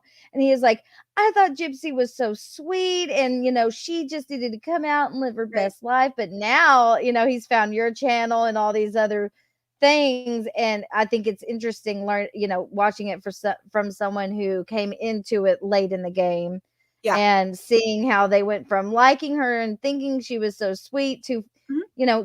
you see what's really under there. And when I She's hear doing it in her Gypsy own words. now, right. She's her own It, downfall. I didn't have to do a damn thing but put the information out. Okay. She's her own downfall. That girl's told so many stories, so many lies, so many things. She's not credible. He's more credible than she is. And that's and he's that's dark another and thing, yeah. demented. He's dark and Mhm. demented, but she's her own downfall. I may sound convoluted and I may be all over the place. It's because I got 95,000 things in my head. But I'll tell you Right. what, the story doesn't change. I tell you the evidence and I talk about it. And my thoughts on the evidence might change. But everything that's happened in this 7 years that these two people have been behind bars, and all the things that happened in the case files before that, for the years before that, I mean, we have it all. There's 7 years of text messages, emails between these people, between personal relationships. I mean, it's just, we have it all. They can't refute it anymore. And I'm not going to play nice anymore. I've called truces in the media with them several times, saying, okay, Mhm. you tell your story and I'll just tell mine, and da da da. But when she came out, the way she came out, I was like, no, that's it. This file has to go out there. She's dangerous. It's not okay. She should not be around your children, your family. She should not be allowed to have children or family like that. And that's not me being mean. That is the experts in this field saying that it is so ingrained in her from how this is a generational situation, that she is dangerous to other people when she is taking care of them. That's not me saying I don't want her to be happy because I don't want Gypsy to be happy and have a Right. baby. That's me being absolutely 100% concerned for any She child was or any person born who cares for her. into, like, that's like taking a newborn baby and teaching them how to, be a manipulator. That, how can you unlearn that when You it's something can't. you were born with? It's not her fault. It's not her fault. No. However, when she went into prison, she made the conscious effort to not change, to not get better, and to continue the And see, behaviors people and think she patterns we've did. So seen. can she refused therapy in prison, right? Yep. She dated tons of guys. Almost got married twice. No counseling. She did some anger management courses that she says she signed up for, but I've never seen her post about how she graduated from any of them. She She posted her says in the GED thing. Okay, but Rachel at one point in time told me that she didn't actually get her whole GED, that she didn't qualify for math. she So I also don't. says that she took an accountability class and then ended up teaching that class, which is Okay, interesting to well, me, how? hearing How? her Because you're interviews out here on on the these. press circuit Yeah, not taking yeah, responsibility right you're now. on these podcasts and That's a you're freaking telling parole people violation. that she doesn't want to be attached to being a murderer. She doesn't That's a want to go parole to. violation. That's He had to have remorse and say that she did it and all of those things to be able to be granted freaking parole. And And now she that she's didn't. She out, she lied to the doesn't parole want to be board. labeled a murderer. She doesn't like being called a murderer or anything Well, like I hate that. to tell you this, baby doll, you were convicted of second-degree murder. That is, But in if I fact, was what you in were a convicted of. different state, it would have been manslaughter. It's still No, that's accessory. still Sorry, murder. accessory. It would have been accessory to murder. No, it wouldn't have been. Missouri Yeah. does not have this conspiracy to commit murder charge, but she was originally charged with first degree murder with a capital case. Then What do the you mean, DA Mister? took the death penalty off because Missouri has death penalty. Then the death penalty was taken off of the table. She was still looking at life in prison. They were both looking at life in prison. Robin. And then Mike Stanfield came out with all those medical documents and called it MVP. And immediately she has a deal 3 days later, for 10 years. And all of her fraud, everything gets squashed. And it's not in the plea deal. I don't see it in the plea deal. I have the plea deal. I read it last night on live. She does not, didn't have anything to do with her fraud. So I don't know why she wasn't prosecuted for that or hasn't been, other than I think that they're covering it up in that town. I think there's a big, big thing going on in that town. And I think I've only scratched the surface. And I don't know whether they knew they were part of that big, big thing or they just happened to be cogs in a wheel, but there's a lot of sinister stuff going on in Springfield. But I have to hop off, guys, because I've got my own live over here on YouTube 7, which I'm going to be talking about. I'm going to go through a lot of Nick's emails, and I want to go through his offer of proof and stuff like that. So I really want to talk about Nick tonight some over here, but I'll be taking questions mostly. I tried to, I still have not finished his interrogation because I wanted to see, you know, the parts before the detectives come in. And there's like, he was there for 14 hours. Difference. Oh my God. It's a stark difference, it's but so long. You know, originally I looked at that and thought, look how well she has a parole officer. I've spoken to him. Okay, so yes, she's there in that little closet. I call it the closet, you know, because that's basically they conducted an entire interrogation out of a closet room, you know. But I think that was actually, I don't think that was special treatment. I think they already knew what they knew quite a bit. I didn't have the text messages yet. I'm sorry. I had surgery. I'm having some acid reflux from all of that, but you're okay. I don't think they had the text messages yet. I think when he leaves the room and he comes back in, that's when the text messages had been recovered and he knew exactly how much she had played a part, but I don't think he had everything at that time. When he goes in there and starts talking to her, I mean, I think that he goes in there with a thought process of, I think they put her in that room to give her a sense of safety and to catch her off guard, because if she was in an interrogation room, she wouldn't have talked like that. They let her hang herself. Just like when that's one of the reasons why I sat down with my team and we talked about, did we want to really push to get the documentary and book out before she got out or not? And we decided no, because this is the first time that this has ever happened where we can hear it in her own words like this. And we can sit here and go, no, we've been here the whole time. And we have all the proof. Her acting skills really come out in that when they tell her mother's dead. And yeah. And she does it every day. I mean, she should win an Academy Award for acting. You know, I mean, it's just the tears and I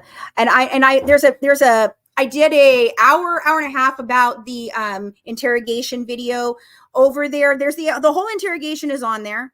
And then Crime for Dummies they have an extra piece where she calls out for the lawyer. It's still on the same playlist. Yes. And I'm going to go through and retitle everything, guys, because these are old. I mean, we've been doing this for 7 years. We've been providing content out, not just on this case. Please go check out our other content. We are not just Gypsy Rose Blanchard. We've done a lot of great work with a lot of great professionals. We've talked to Joseph Scott Morgan and Cheryl McCollum and Laura Brand. I mean, tons and tons of people very respected in the crime industry. And on certain cases. But if you go over there, there's the interrogation video, there's all of his videos, there's his mother being interviewed, his stepfather being interviewed, all there. Which that one's crazy because they've got the little kid in there, and I can't even imagine what they were thinking having a little kid in there. Okay, I mean, this is just crazy the way this went down. But there's also an analysis that I did maybe a week or two ago where I got through about an hour or so of the whole tape. And I'm telling you, as a professional, you know, and what I've done with this, I don't know if you guys know, but I've gone back to school to finish up my degree in forensic psychology just because of this case. I've always been interested. I'd taken classes before, but I'm in my senior year. I have like 3 classes left. And one of the things I've been doing is talking about this case because nobody talks about MBP in psychology and nobody talks about it. So I've been talking with my professors. I've been talking with everybody to try and understand this better, which is why I have a better understanding of Nick now. But I go through it and tell you, you know, some of the body language things that she's doing, some of the tactics. I cover some of the lies. And I'm going to continue to finish that series. I just haven't had a chance since I had surgery just 3 days ago. So 3-4 days ago now. I don't even know what day we're on. So I had it Wednesday. We're on something Friday? New every day. Yeah. It's Saturday. I think we're Saturday. Oh, Saturday. We're on Saturday. See, I don't even know what day it is. I slept all day yesterday. Like I've slept a lot today. But anyway, you guys, I know we gave you a lot to chew on. If you like this case, start with us from the beginning. We're going to start over. Yes. We're going to start with every piece of evidence. We've got our Patreon. we've got our Patreon, we've got all the social medias. We Mhm. give away a ton of crap for free.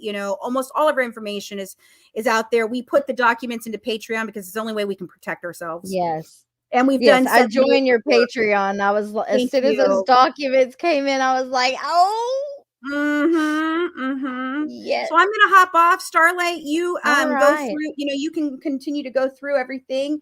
And if you guys have questions, comments, whatever, please give us likes and shares, guys, to get this Yes. information out there, because they are heavily, heavily trying to suppress this from the media and from the public. Yes, So definitely subscribe to her network. YouTube I'm on. channel and also the TikTok, because there's a lot going on over on Yeah, TikTok. we've got a lot of other content creators coming in on this that are bringing great information. You can find us on all socials at Good Wives Net. And then you can also go to the goodwivesnetwork.com, which is where that's our platform. And eventually our actual streaming service will be available in the next few months on Roku, Amazon, Android, and Right. Apple TV, which we have tons and tons of content creators coming in for that, not just true crime. We've Yeah. got DIY, we've got we've got cooking classes and all kinds of stuff, like a full-on women's channel. So I just ask that you support all of that. It's something for women. It's a channel that we want to be uplifting and look for our real advocacy work. We did open a nonprofit that we're working with domestic violence victims and trying to make impacts. So Yes. we're really out here trying to do good work, and we're really trying to build, a company here that has good ethics and good work, and we put out good content for you guys. So Well, I would love to do this again sometime and anytime. go through some other things. And I really Yeah. appreciate you I'd coming love up to here. have you over on my channel too. I mean, you've got Well, a let bunch me of stuff. know. Yeah. You know how to get a hold of me. Let me know, and Yeah. I will bring the question. And you know that we want to do this thing. I really want to talk with you more about exposing the bullying in social Yeah, media and bringing something to that, because I think it's just that gotten would way be out of great. hand. It has for a very long time, and nobody, there's Yeah. never. It's something I've dealt with. It's something a Yeah. lot of people on here have dealt with, Yeah. and it's something that it seems people that should care don't care that No. it happens.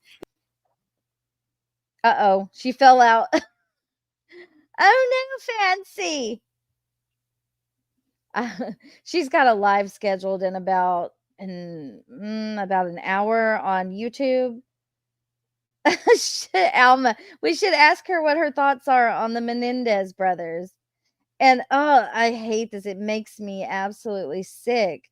But the Innocence Project has taken Scott Peterson, his case, and are claiming new evidence and all this stuff. And it makes me absolutely disgusted. Absolutely disgusted. I hate Scott Peterson with a fucking passion. And I can't even hardly talk about him because it upsets me. It really does. But Fancy, if you're listening, thank you so much for coming up. I appreciate it, and we're gonna do this again, guys, and have more of a case discussion. So I'm gonna go ahead if you guys want to, and we can look at some of the crime scene photos, not any post-mortem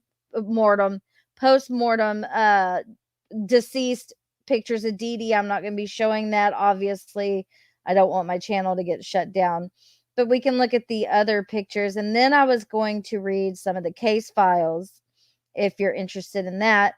If you're not, it's okay too. And hopefully people will watch this on the replay and maybe get a little knowledge. Is it like a Rogue or Splinter Innocent Project? I don't know. Is there a Rogue one? I don't think CNN, not CNN, Court TV has been talking about it. It makes me sick. I can't. I will never think highly of the Innocence Project ever. Right? I know. And see, I think Darlie Routier should be that. I think that that case, the death of Devin and Damon, should be reopened. I think that should be something the Innocence Project takes on. But as for Scott Peterson, that motherfucker deserves to rot in prison for the rest of his life. I kind of feel like they needed a big case like but why him? Why do that to Lacey's family too? And it kills me. I love her mother. She is a great woman. It's very sad. Very sad. I still have not gotten to watch the entire, what was it? What did George Anthony just do?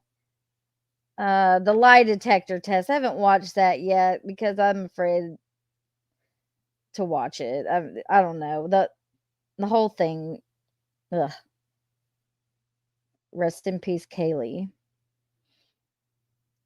Okay, so here we go. Let's look through some of these. Okay, now these are just the crime scene photos. They are not the graphic. I'm not going to be showing anything graphic. This is just the reason I'm showing this is because it'll kind of go into the documents that I'm going to read here in a minute. So I don't want to run out of time. I only have like about 45 minutes left. So here are just some of we'll just scroll through these. Is it on my screen? Let's see if I can make it bigger. Let's see. Hopefully that's a little better.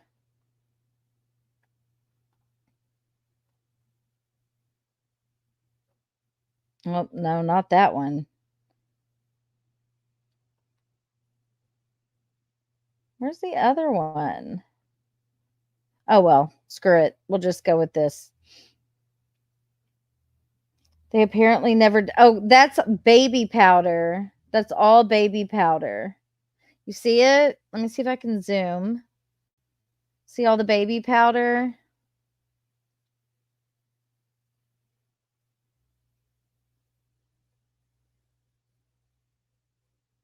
And this, I zoomed in on this in another photo, this medicine bottle here, and it says Shaky Honey, I think is the name of it. Look at all this shit. Look at all that baby. That's a lot of baby powder.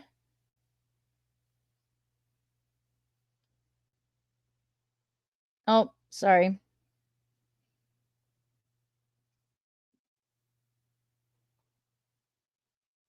See, is that the one? Yeah, it says Shaky Honey on that. And then there's the CPAP machine, I guess, is what that's for. Shit, maybe Dee Dee needed a CPAP. There's the Barney doll here. This doll in the crime scene photos that I cannot show, obviously.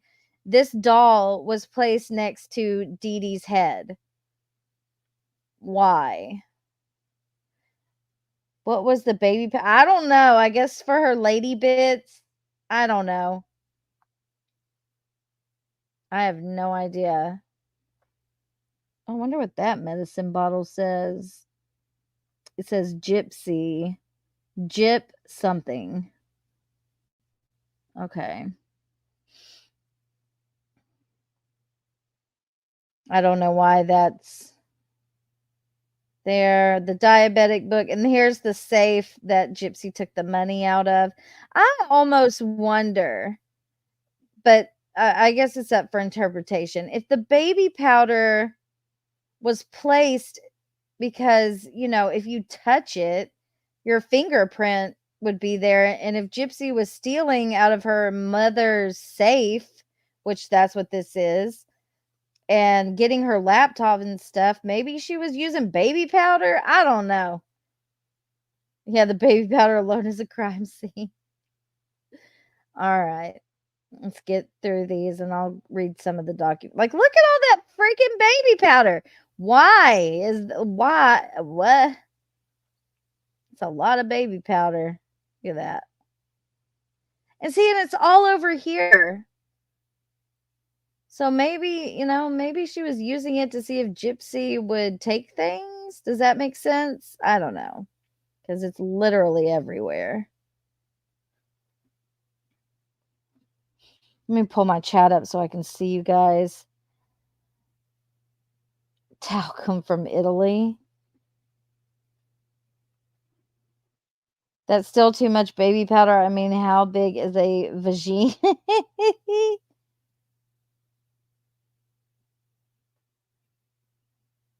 There's just a lot of crap on the floor.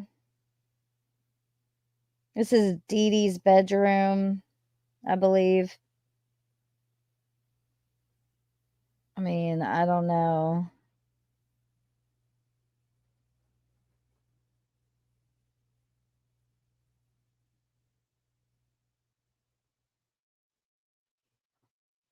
More baby powder. Look at that. I mean, look at all that baby powder. See how there's little fingerprints there? Like, maybe that's why she was doing it. I don't know. What the fuck is that? Oh, no, she's in her chair. I thought she was standing up for a minute. I was about to say. More cleaning, less scamming.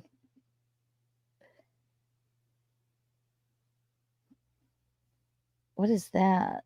Oh, it's a star.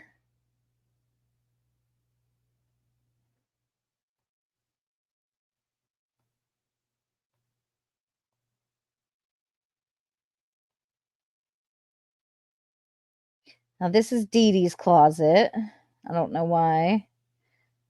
Lots of shit.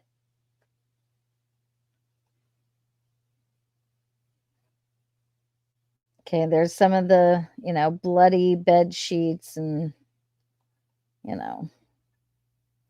that's after they had taken her, out of the crime scene.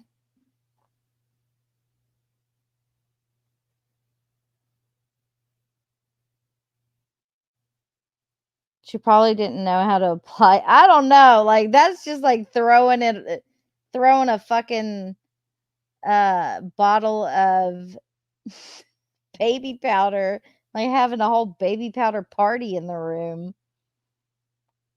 That house right, but here's the thing about the house being messy. It just proves that Gypsy wasn't using a wheelchair in the house. How the hell else would she be getting around, using a hover round to get around this horde? Maybe someone got it wrong and rolled her in baby powder instead of stop it, Heidi. Oh my god, those painted walls look like I'm like, y'all need to stop it. All right, so this is Claudine. Her born name is Claudine Blanchard. Gypsy's mother changed her name several times. When she was in Missouri, she changed it to Claudinia A. Blanchard. I think that's why that's even relevant. This one says Claudine. There's her driver's license again she added an E to the end of Blanchard, put her name as Claudinia. I'm not really sure why those were photographed, but I digress. They took power cords. I don't know what that's about. Here's the baby covered power cords. Baby powder. Machines. What the fuck is that? It looks like a mop.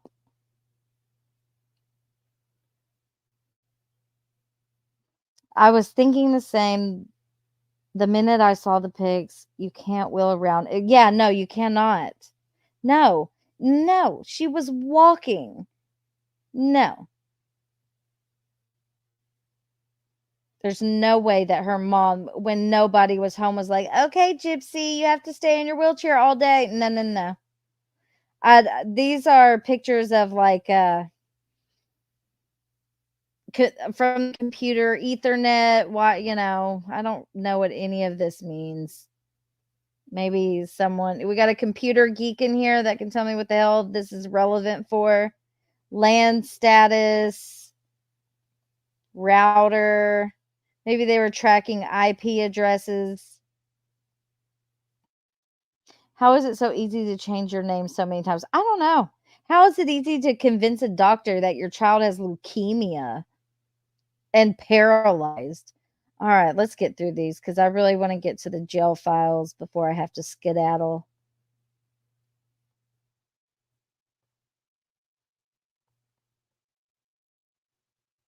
All right, come on, computer. Dee Dee, should I show the peepers? Did you see the peepers? I will not be showing that. That was disturbing. How is it so easy to change? Oh, we already read that. Let Gypsy oh, stop it, Alma. Do not.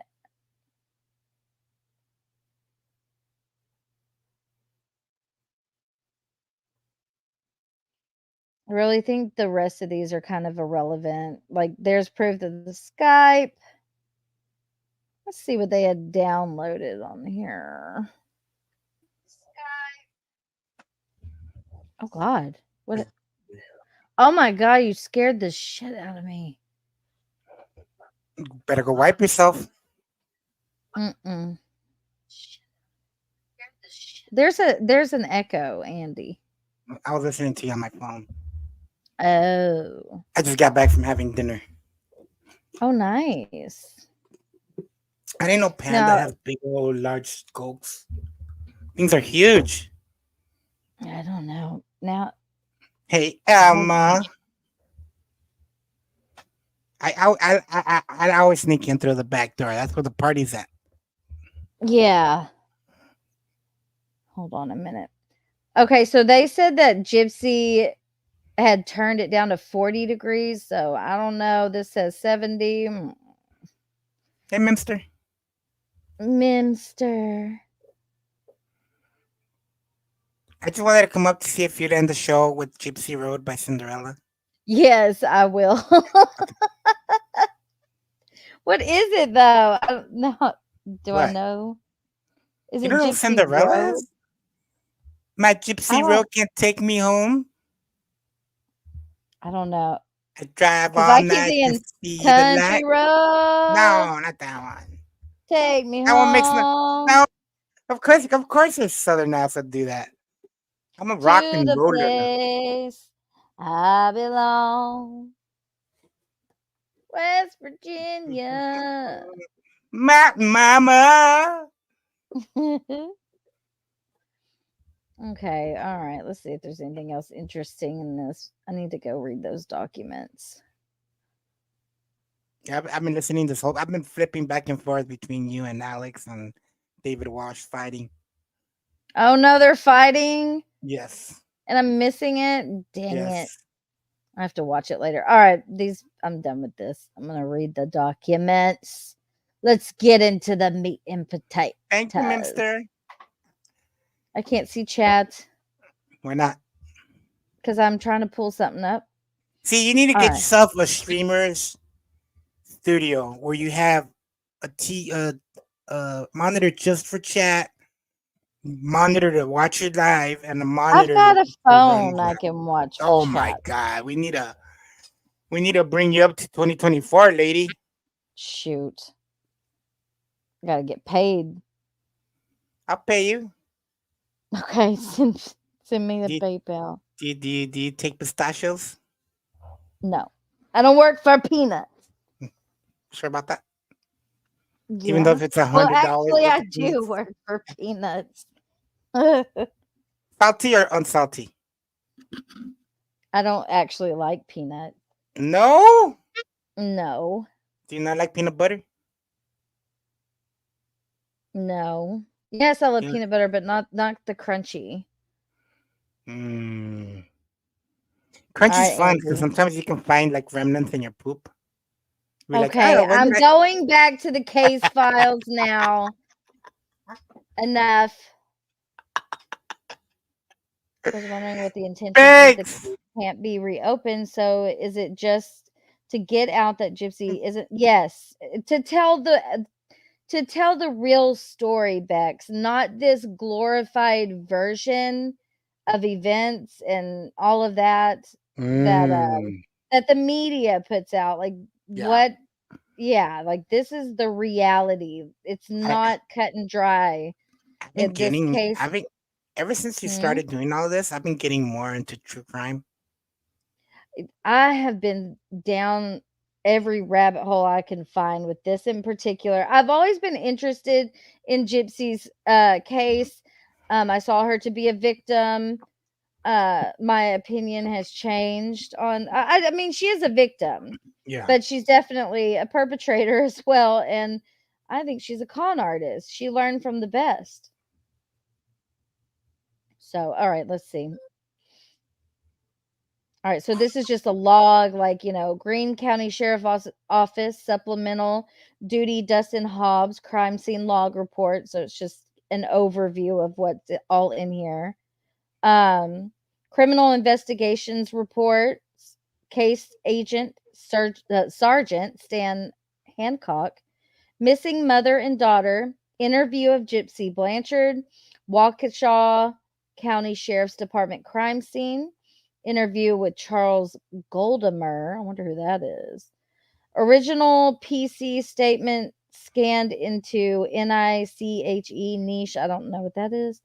Phone interview with Megan Pack. Walmart video. Walmart.com orders. Waukesha County Jail phone calls from Gypsy.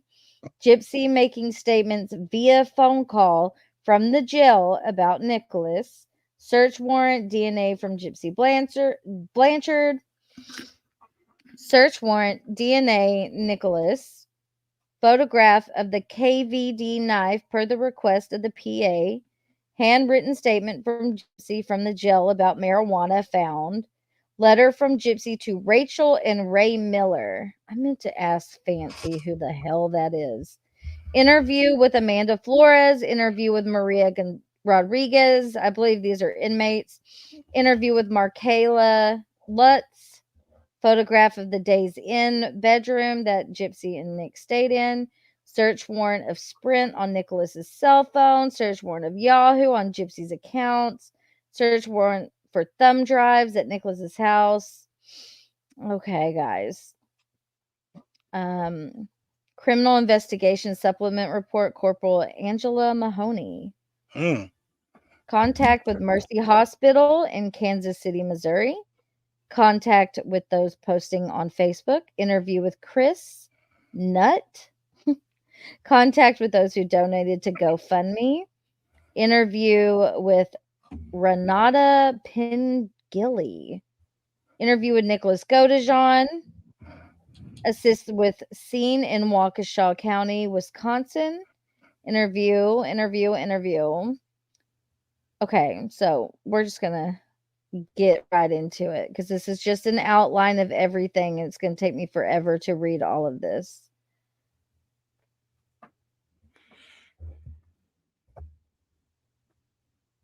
Didn't they make a movie out of her?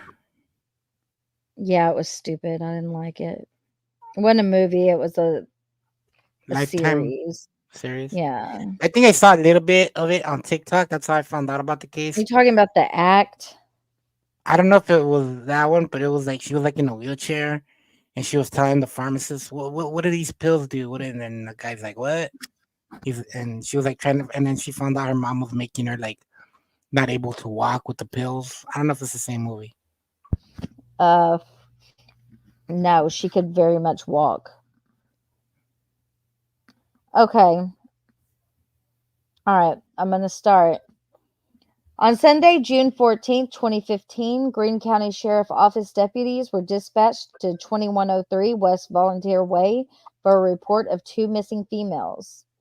This case was involving Claudinia, a.k.a. Dee Dee A. Blanchard, date of birth 5/3/1967, who was found deceased, and her 23-year-old biological daughter, Gypsy R. Blanchard, date of birth 7/27/1991, not 95, who was reported as missing. Several of the neighbors were concerned about the well-being of Claudinia and Gypsy because of a post on Gypsy's Facebook about how they were both dead. Claudinia and Gypsy resided at 2103 West Volunteer Way, Springfield, Missouri. Claudinia and Gypsy had not been seen or heard from for approximately 2 days, and the caller, Kimberly Blanchard, who's not related, by the way, this is just a neighbor of theirs that had the same last name, A close friend reporting finding Facebook posts from unknown persons stating the two had been both raped and murdered.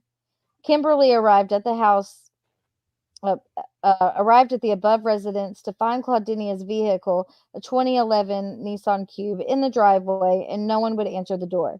Kimberly said both Claudinia and Gypsy had several health issues, requiring them both to be requiring them both to be wheelchair bound. Huh. That's not true. According to statements made by the neighbor, David Blanchard, Tamara Rose, and Amy Pinegar, Gypsy was very ill with degenerative genetic disorder, unknown what type, and some sort of cancer, unknown what type. They had tried to call Claudinia's cell phone multiple times and had not gotten an answer, which they said was unusual. Tamara and Amy confirmed the vehicle parked in the driveway was Claudinia's, and the only known vehicle that had none of them could remember seeing either Claudinia or Gypsy in the last few days. Several of the local hospitals were checked. They checked Kansas City, Missouri hospitals. Claudinia, neither of them was registered as a patient, blah, blah, blah. Because of these suspicious messages. By the way, how does my sound? Because I got a new headset. You sound great. Okay, good. Because of the suspicious messages, only known vehicle and driveway, both were missing. Wheelchairs were still at house. So they're quoting what was said on the Facebook post that said, that bitch is dead, and I fucking slashed that fat pig and raped her sweet innocent daughter. Her scream was so effing loud. LOL. Coming from Facebook from Gypsy Blanchard, which, by the way, if you go to Facebook and you type in Gypsy Blanchard, their Facebook page is still public, and you can still look at the Facebook post that's they're talking about right here. The only thing that's not there anymore is the part about slashing someone. I'm guessing Facebook took that part off. Where was I? Coming from Facebook from Gypsy Blanchard, friends and neighbors advised law enforcement. This was Claudinia and Gypsy's Facebook. A search warrant for the residence, 2103 Volunteer Way, was sought. After the search warrant was approved, it was served by Greene County Sheriff's Office Criminal Investigation Division. Inside the residence, under the authority of a search warrant, a female, later identified as Claudinia Blanchard, was found lying on a bed in a bedroom on her stomach with several apparent stab wounds to her backside. Gypsy was not located inside the residence. Aaliyah, doesn't matter what her last name is, who had been friends with Gypsy in the past, had information she wanted to share. Contact was made with Aaliyah. She had advised deputies about a Nicholas Godejohn, who Gypsy talked about a lot. Aaliyah had been communicating with Gypsy via Facebook in October of 2014 about Nicholas. In the Facebook messages, Gypsy talks about wanting to have a baby with Nicholas, and she wanted to name the child Nicholas Paul Godejohn Jr. According to Aaliyah, the messages Gypsy sent to her indicated Nicholas had promised her they would get married. Nicholas had been promising to meet her at the premiere of the movie Cinderella in March of 2015. Aaliyah was unable to remember what Gypsy's name was listed as on Facebook, but believed it to be Gypsy Rose. She had not talked to Gypsy or visited with Gypsy since October of 2014. On Monday, June 15th, 2015, Gypsy and Nicholas were located at blah, blah, blah, Big Bend, Wisconsin. The address name The address and name were located through IP address from the Facebook page post about the statement, I effing slashed that fat pig and graped her sweet innocent daughter. Her scream was so effing loud, LOL. The IP address checked back to a Nicholas Godejohn at the above mentioned address. On Monday, June 15, 2015, contact was made with Gypsy and Nicholas in an interview room at the Waukesha County Sheriff's Office. Waukesha, Wisconsin Sergeant Stan Hancock interviewed Gypsy Blanchard. During the interview, Gypsy disclosed Nicholas had killed her mother because Nicholas and Claudinia did not get along. Liar! Liar, liar, liar. There's your first lie. Did not get along. Gypsy claimed she had been made to stay in the bathroom at the 2103 West Volunteer Way address while Nicholas murdered Claudinia. Gypsy claimed she was raped and then forced to clean up the residence after Nicholas had killed Claudinia. Gypsy claimed she had no part in the murder of Claudinia. Claimed she had no part in the murder of her mother, Claudinia. On Tuesday, wait, am I on the right one? Tuesday, June 16, 2015, Angela Mahoney interviewed Nicholas Godejohn in an interview room at the Waukesha County Sheriff's Office, Waukesha, Wisconsin. Nicholas admitted to stabbing Claudinia in the back with a knife while she was laying on her stomach, while she had been sleeping in her bedroom. He disclosed about how Gypsy had given him the knife and the gloves and let him in the residence. He admitted the whole idea to kill Claudinia was Gypsy's idea, and he would not have killed her if Gypsy had not asked him to kill her. Everybody soak that in, okay? Nicholas described where several pieces of evidence pertaining to the murder could be located inside the residence located at his house, including the knife he used. After the interviews were completed, a Greene County Sheriff's Office probable cause statement was submitted to the Greene County Prosecutor's Office. The probable cause statement was signed by a Greene County, Missouri judge for murder in the first degree and armed criminal action. Gypsy and Nicholas were turned over to the Waukesha County Jail. On Tuesday, June 16, 2015, Waukesha County Sheriff's Office Criminal Investigations Division conducted a search of the residence located at blah, blah, blah, Cherry Street.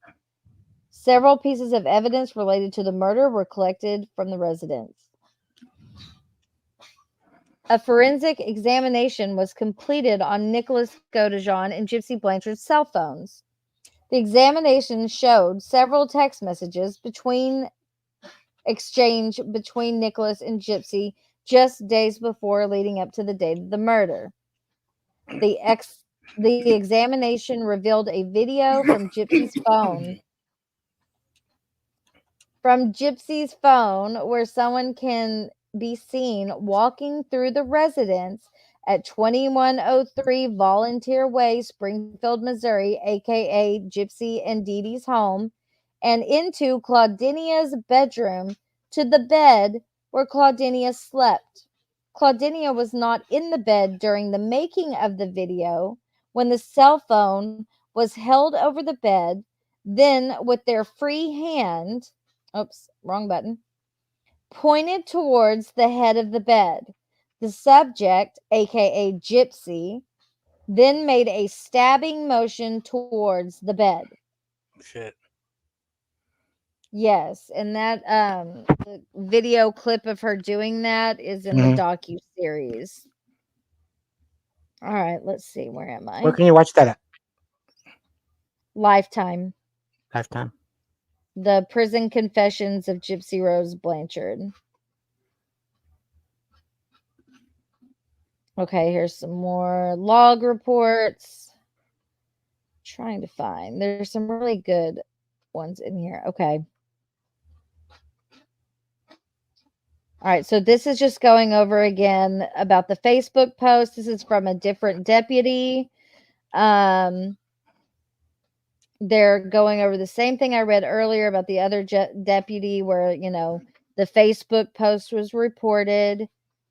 We checked the vehicle. I then assisted with gathering information that would pertain to locating the 2 possible missing females. And they put them into the missing person. They filed them as missing before they got a warrant. So here's that where they listed, who is that one? Physically disabled. I guess that's Gypsy. Yeah, Gypsy Rose as missing. Okay, this is another officer also, explaining they came on the scene, blah, blah, blah. Hold on. We were met at the Blanchard's residence by 4 neighbors, David and Kimberly Blanchard, no relation, Tamara Rose, and Amy Pinegar. The neighbors were concerned because wheelchair bound. Okay, same thing about calling Dee Dee's cell phone, the Facebook post, and all of that. Linda Young, the mother of the next door neighbor, walked over to talk to us after we'd been on scene for a while. She stated that her daughter had formerly had a key. This is what Fancy was talking about earlier. Her daughter, sorry, I lost my place. She stated that her daughter had formerly had a key to the Blanchard's house, but had given it back maybe 6 months ago. Her daughter has some mental disabilities, but is high functioning and lives alone. Linda stated there was some sort of trouble at the Blanchard residence with, quote, certain people in the neighborhood that her daughter had been implicated in because she had a key, which is what prompted her to return it. Linda did not want to tell me who, quote, certain people were, but implied that they continued to cause issues. I would love to know more about that. Love to know more.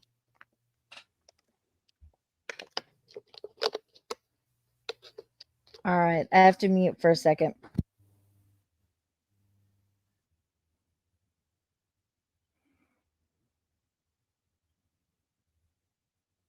She has to go tinkle.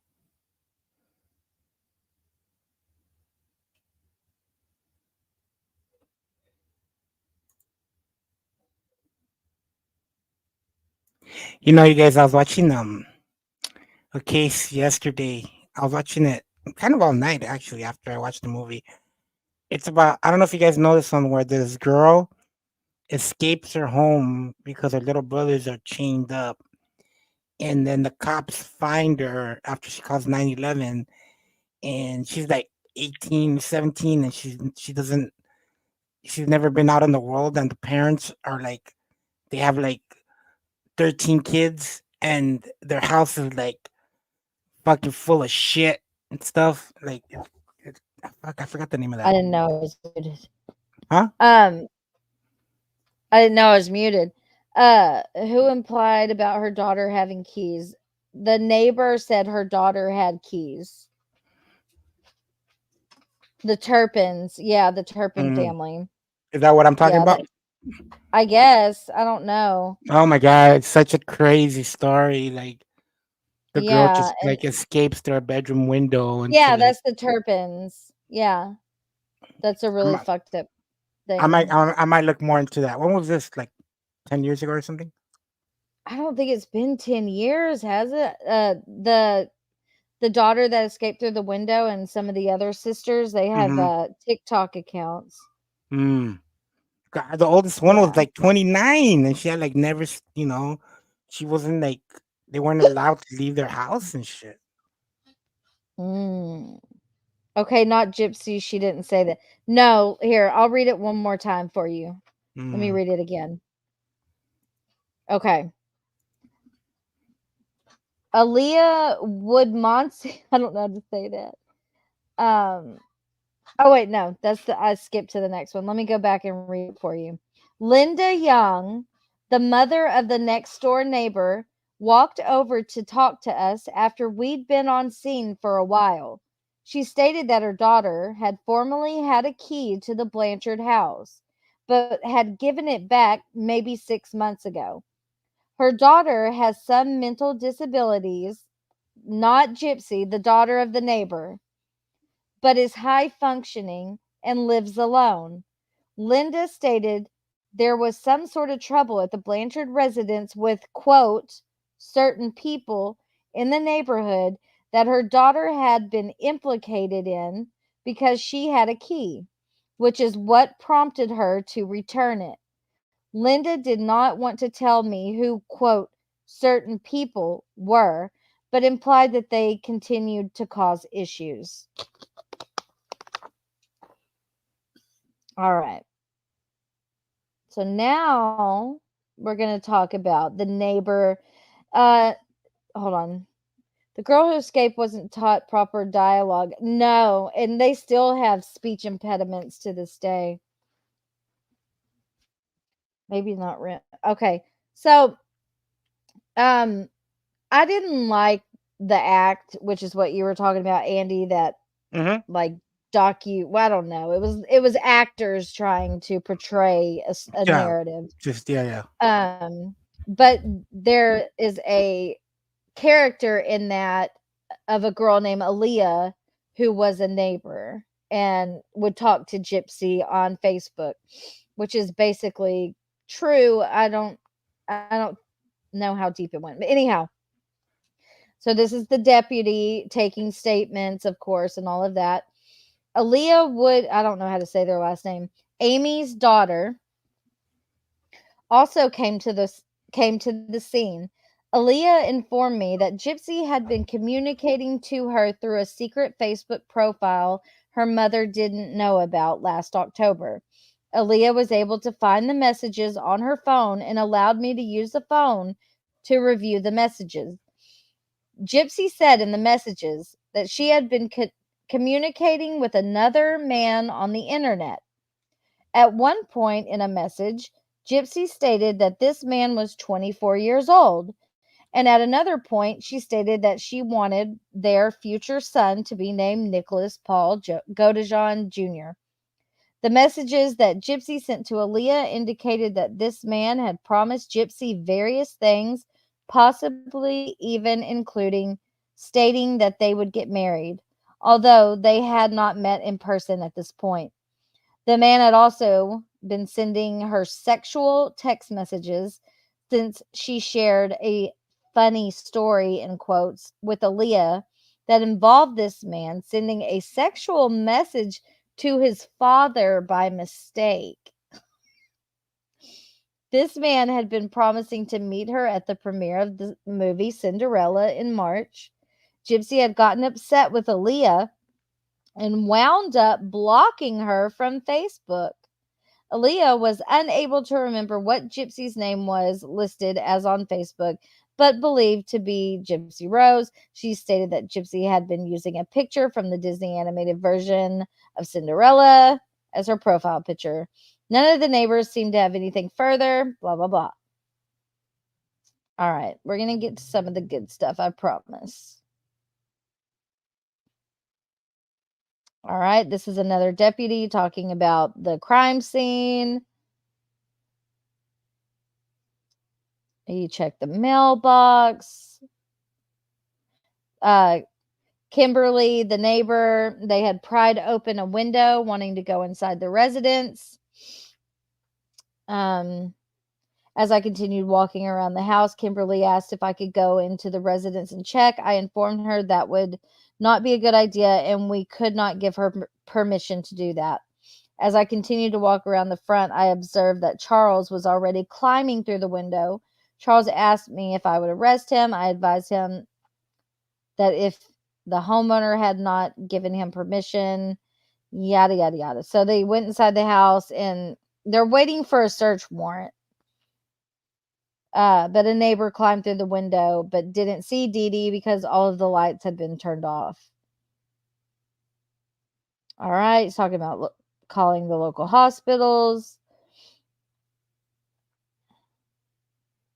Not being looking at information, mother and child.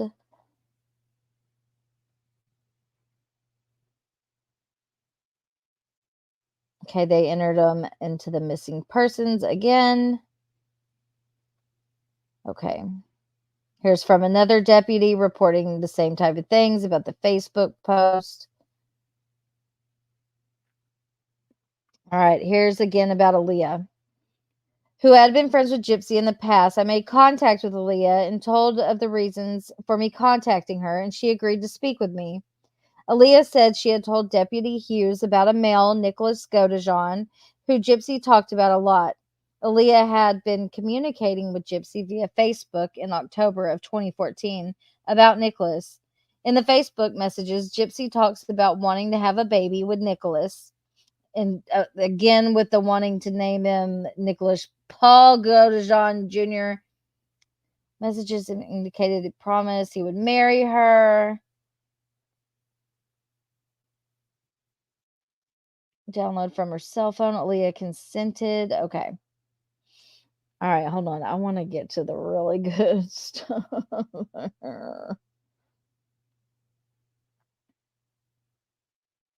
Okay.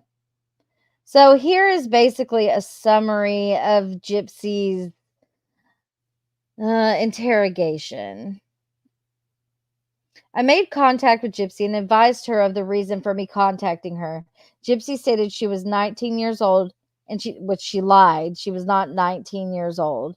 And she told me her date of birth was July 27th, 1995. Gypsy knew that was not her date of birth. So that's just another lie. Sorry, I can't see chat right now. Oh, just a second. What do you want to know? Nothing. I'm just saying that I can't see what anyone's saying okay. right now. Yeah, no one's typed in a bit.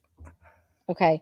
Gypsy had a hospital bracelet on her wrist, and she told me the hospital put her date of birth as 1991. Gypsy said that she had no idea she was there, and no one would tell her anything. She told me she was homeschooled, but stated she could read and write. She stated her comprehension level was good. I read Gypsy her Miranda warnings. Gypsy acknowledged them and said, sure. At the beginning of the interview, Gypsy denied having a cell phone. Later on during the interview, she stated she did have a cell phone, but only uses it for Yahoo messaging and other social media websites. Gypsy denied being involved in anything and stated she was a person who was 100% honest.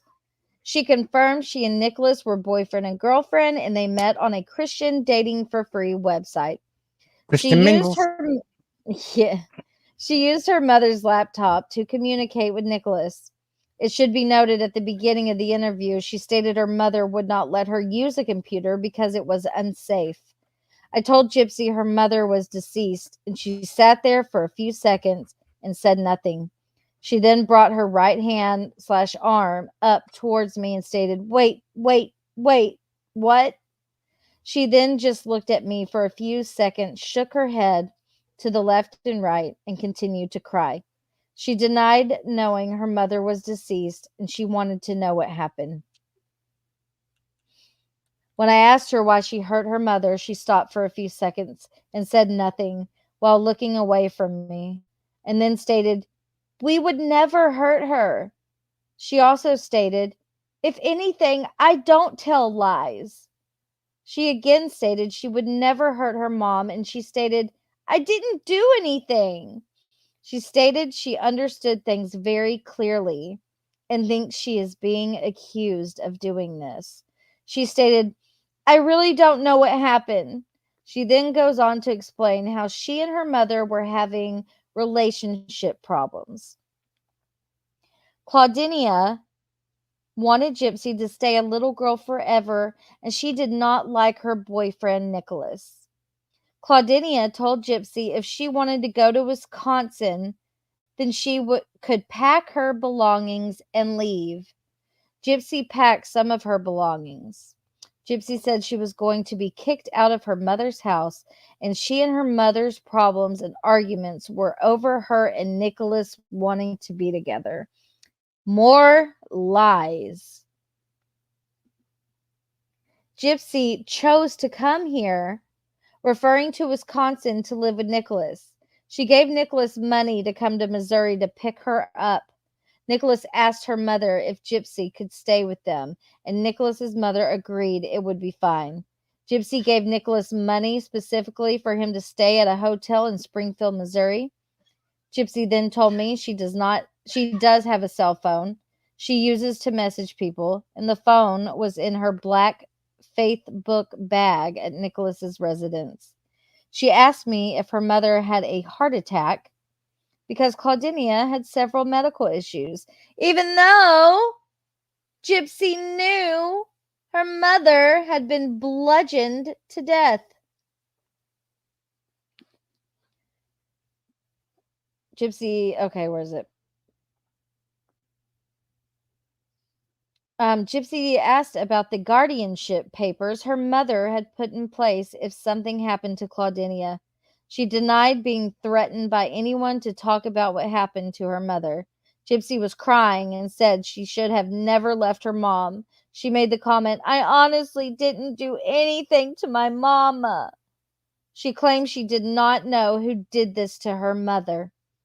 According to Gypsy, Nicholas and Claudinia did not get along, and Nicholas told her he hated Claudinia. Claudinia did not want them to be together. They were all getting on each other's nerves. This is all bullshit and lies, by the way. Gypsy promised her mom she would stay away from Nicholas. Nicholas told Gypsy, "It's us against the world," and he was going to protect her no matter what, and they were going to get married. She stated Nicholas was very kind to her, and she did not like the police. Oh, sorry, he did not like the police. Nicholas wanted Gypsy to himself, and Claudinia was getting in the way of things between the two of them. Claudinia told Gypsy Nicholas was a head in the closet type of person who murders and kills, a Jeffrey Dahmer kind. Gypsy stated she would have listened to her mother and she should have listened to her mother and broke up with Nicholas. All right. Give me a second so I can hit my vape.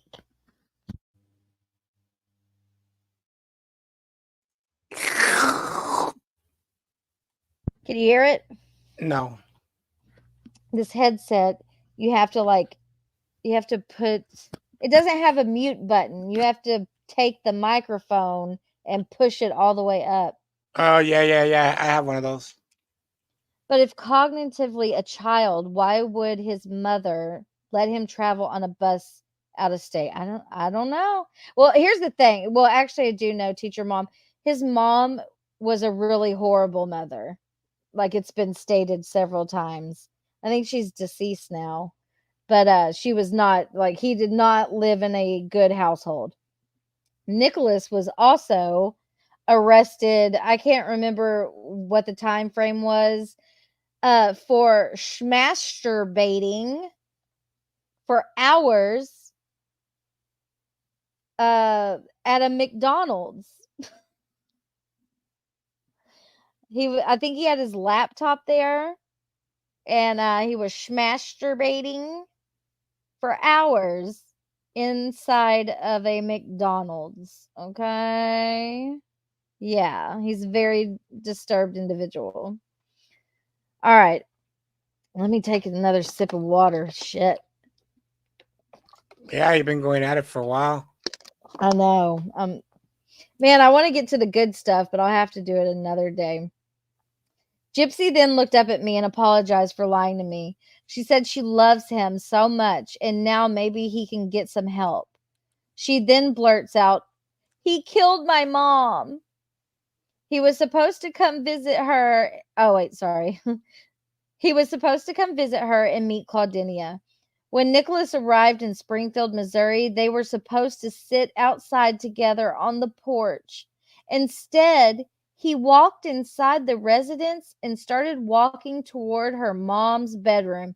Please remember, this is all bullshit. Claudinia was asleep in her bedroom. Gypsy got up to use the restroom inside the residence, and Nicholas followed her. Nicholas put her in the bathroom and locked the door. How? How would he lock the door from the outside? Whatever. And then he went to Claudinia's bedroom. Gypsy heard her mother crying and screaming her, Gypsy's, name. Nicholas then opened the door to the bathroom, and she observed blood on his right finger because he had cut himself on the knife he used to stab Claudinia. Nicholas then commands Gypsy to clean him up. She stated she cleaned, quote, things up with baby wipes. She threw the baby wipes in the garbage. She said Nicholas took her to her bedroom and took all the toys off her bed, and he graped her. When he was finished graping her, he made her grab her black backpack, which had the wording Faith Book on it, along with a pink in color suitcase. He put her clothes and other belongings in the pink suitcase and the black backpack. He then called for a taxi cab to the house. She stated it was Springfield yellow cab. She knew it was wrong to help him clean up, but Nicholas grabbed her by the neck and told her she had to clean up the blood. Okay, and then they go to the Days Inn. They get the Greyhound tickets and go to Springfield, Missouri. Oh, wait, no, sorry. To Wisconsin. Gypsy stated Nick and Claudinia had an argument over the phone, and she just wanted them to get along. She invited Nicholas to Springfield, Missouri to come and see the premiere of the Cinderella movie in March of 2015. Her mother was jealous of the time she was spending with Nicholas. During the phone conversation between Nicholas and Claudinia, which never happened, she told Nicholas he was not good for her daughter and that he was a creepy eye, and it was creepy. He was hitting on her daughter during a family movie. Nicholas told Gypsy he did not like his name being, quote, dragged through the mud by her mom. Nicholas told Gypsy he wanted to get justice and revenge for Claudinia's bad talking about him. Nicholas told Gypsy he wanted to grape Claudinia also, and he did not rape her. Oh, I said the word. Gypsy denied going into her mom's bedroom after she was killed because she didn't want to. She described the knife as being a long, sharp knife which did not fold. She was unsure where he got the knife. Now, let's just recall here where he got the knife. He got the knife from Gypsy, who stole it from a Walmart. That's how he got it. Because she's lying and throwing this guy completely under the bus, thinking she is going to be set free and her lies will stick. Okay, he got the knife. She stated if she knew what was going to happen, she would have never went with Nicholas, meaning she would have not had a relationship with him.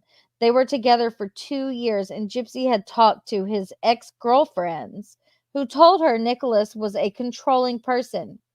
Nicholas was into BDSM, and Gypsy stated she agreed to it. I guess, she said, was controlling, and all the sex they had had in Wisconsin was all consensual, but the sex they had after he killed her mother was not consensual. Nicholas told her everything would be okay, and he worshipped her. Gypsy said she wanted to protect Nicholas, but she doesn't want to go to jail because she didn't do anything wrong. Gypsy described what Nicholas was wearing when he stabbed Claudinia. And then she goes into what he wore, which was like a scary clown shirt, black clothes, and tennis shoes. Gypsy describes to me how she was locked in the bathroom. She was walking down the hallway to the bathroom with Nicholas following her. She asked Nicholas where he was going, and he pushed her into the bathroom. He reached around the door and locked it from the inside. Gypsy stated she never thought about unlocking the door to get out. When she heard her mother screaming, she said she put her hands over her ears and got on the floor between the toilet and the bathtub. During the killing of her mother, she describes the clothing she was wearing as being a white in color nightgown with flowers.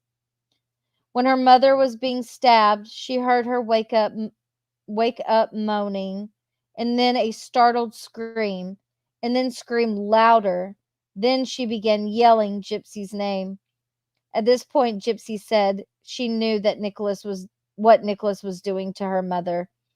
I asked her if she knew when she was put in the bathroom, if she knew what Nicholas was going to do, and she shook her head, indicating she did. When Nicholas was stabbing Claudinia, he was telling Claudinia she would not keep him and Gypsy apart from each other, and she could she would because she would be dead before that happened. Gypsy said she heard Nicholas saying this to her mom from the bathroom when he was stabbing her. She stated, Nicholas had the knife in his hand when he opened the bathroom door and he did not want her to look at him. She cleaned him up, put a band-aid on his fingers. She admitted to posting the comments, "This bitch is dead," and "I effing slashed that F pig and raped her sweet innocent daughter." Her scream was so effing loud. She did this so someone would find her mother quicker, and so her friends would know something was wrong, and so she could give her mom a proper burial. She had done this from a computer at Nicholas's house, but used her phone to type the messages. She said Nicholas knew about the post, and she claimed she asked him if she could post it. The phone she used to post comments was in her backpack at Nicholas's house. Gypsy said she was reaped by Nicholas after he murdered her mom. When I asked Gypsy if all of the other sex between Nicholas was consensual, she said it was. All right, I don't know how much more of this I can read because this is all her interrogation. Like I said, I think people should just watch the interrogation.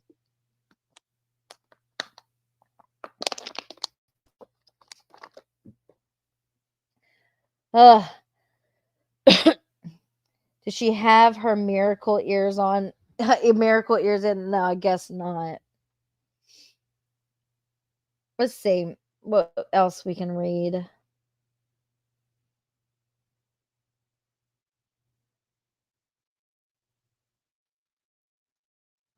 Okay, this is about. These are interviews. These interviews, like I can play them one day, but I'm not going to read through all of them.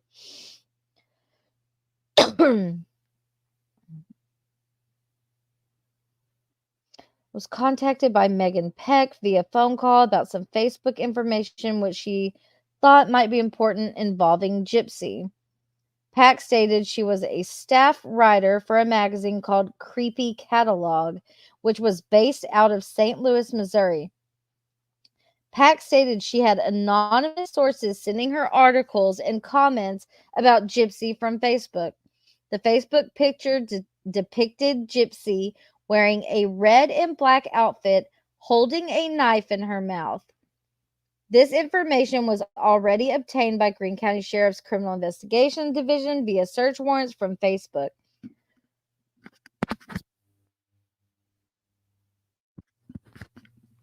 Pack stated she would send me updates and had nothing further to add at this time. Okay. Are you still here, Andy? Yep, listening. Okay. Let's see what this one's about.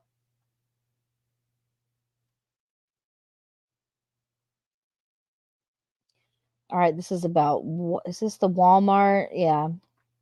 Or they requested a video because the large amount of video I had requested. I'm going to copy.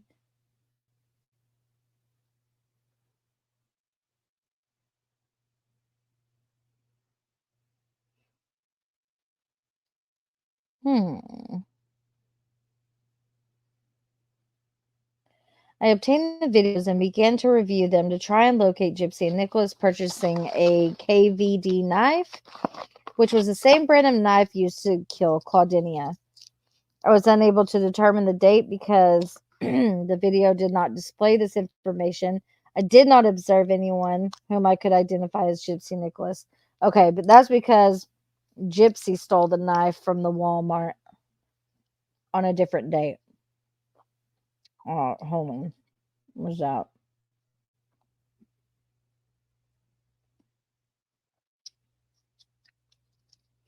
Being shipped or ordered. Because Gypsy, after they murdered her mother, she took the knife and mailed it in the mail, of course, to Nicholas's house. Okay. I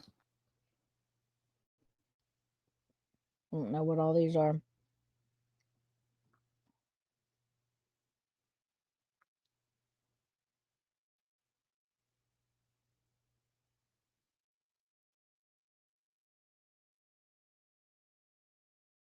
Okay.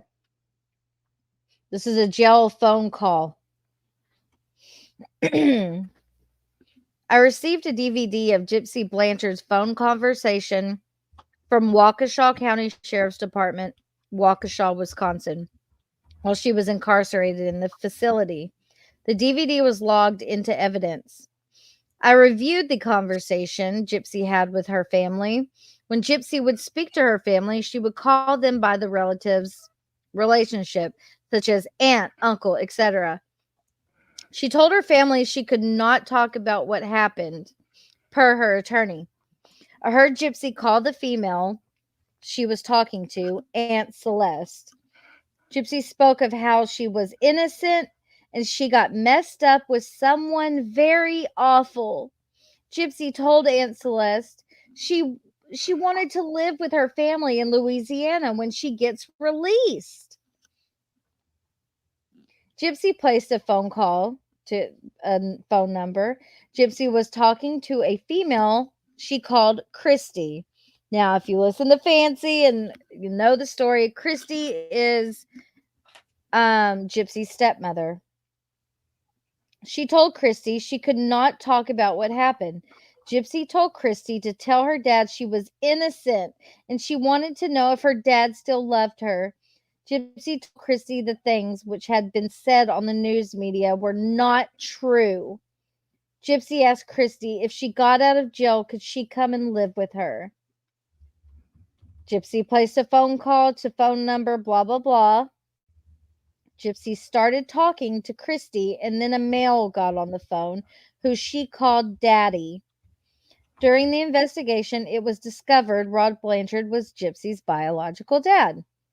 Gypsy and her dad talked about what jail was like and if Gypsy knew when she was going to be extradited to Springfield, Missouri.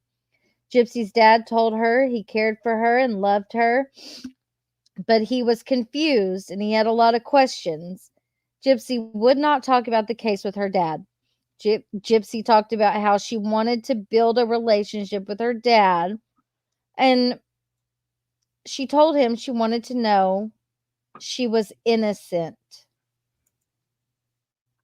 A phone call was placed to number blah, blah, blah. When the call was reviewed, the male's voice did not sound like Gypsy's voice. The female's voice did not sound like Gypsy's voice. It was the voice of an unknown female who was talking to an unknown male about trying to get bailed out of the Waukesha, whatever.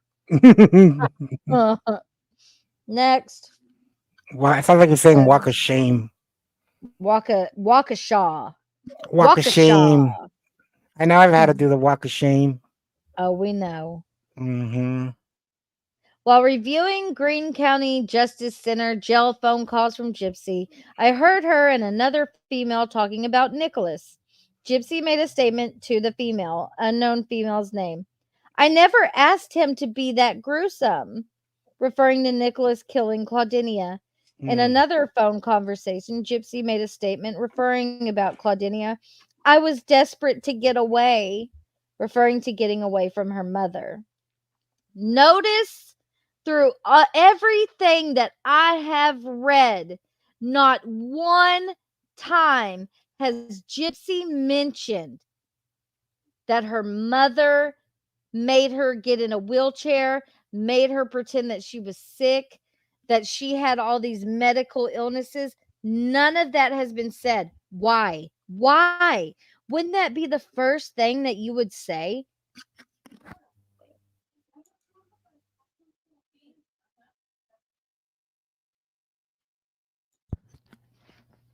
I don't know either, Blaze. I don't know. I need to go to start, Okay. but I'll be listening. What? I need to go to start, but I'll be listening. Going to what? I need to go to start, but I'll be listening. Oh, the store. Okay. Okay. All Bye. right. Thanks for coming up, Andy. Mm-hmm. I'll see you later. The caller identified number, blah, blah, blah. Showed to be Rod Blanchard, which is her dad. The call was placed by Gypsy. The phone calls were downloaded to a CD. All right, let's see if we have anything else good here before it, because I got to wrap it up. Okay, this is where they took blood samples and saliva samples.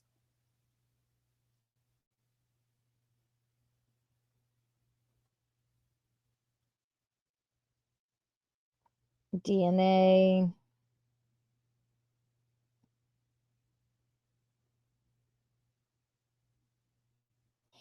Okay, so the other part that I really do want to get into, I should probably just save and maybe go over it with Fancy. I think that would be good. Fancy is live right now if you guys want to go over there and check that out. I can't read anymore. I just gotta be honest. I can't read anymore for this one. But I would love to go through all the files if y'all are interested. I think they're interesting. Really interesting. Let me see if I have hold on. Give me just a second. Do y'all want to watch some of the interrogation until I have to go? I think that would be a good place to start. Let me pull it up.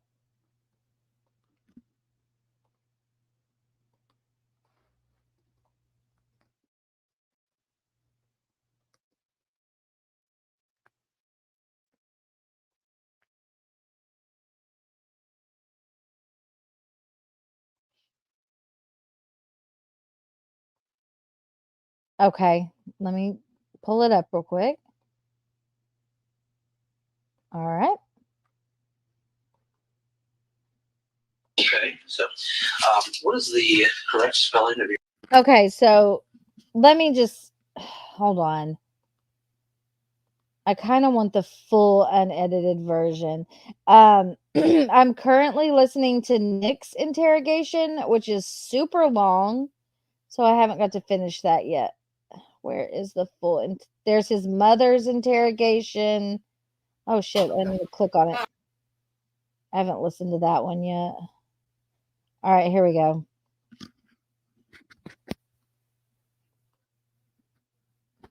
And I kind of think that's where you're at with this tonight. Okay. Okay, so I'm going to skip through until the detective comes in, but I do want to highlight a couple of parts here. So there's an officer that will be standing outside the door. Let me get to that part. Here we go. One time, and you couldn't even. And the funniest thing is that. Okay, so she goes on for like over an hour talking to this guy outside of the door. Oh, she's very calm. And she knows what happened. She knows her mother's dead. She was there. Oh, it is a lot to read, but I will read some more, just not tonight. Like knowing what happened, she doesn't see. No. Okay, so this is before the detective comes in to interrogate her, right? So there's a guy, a guard, standing outside of the door, and Gypsy decides, let's talk about Disney and Star Wars. You would think that Gryffindor is righteous and they do the right thing, and they're brave, but they're also good. But a lot of people tell me they're more like Slytherin than you would think. It's just there are more bad wizards that come from Slytherin than Gryffindor.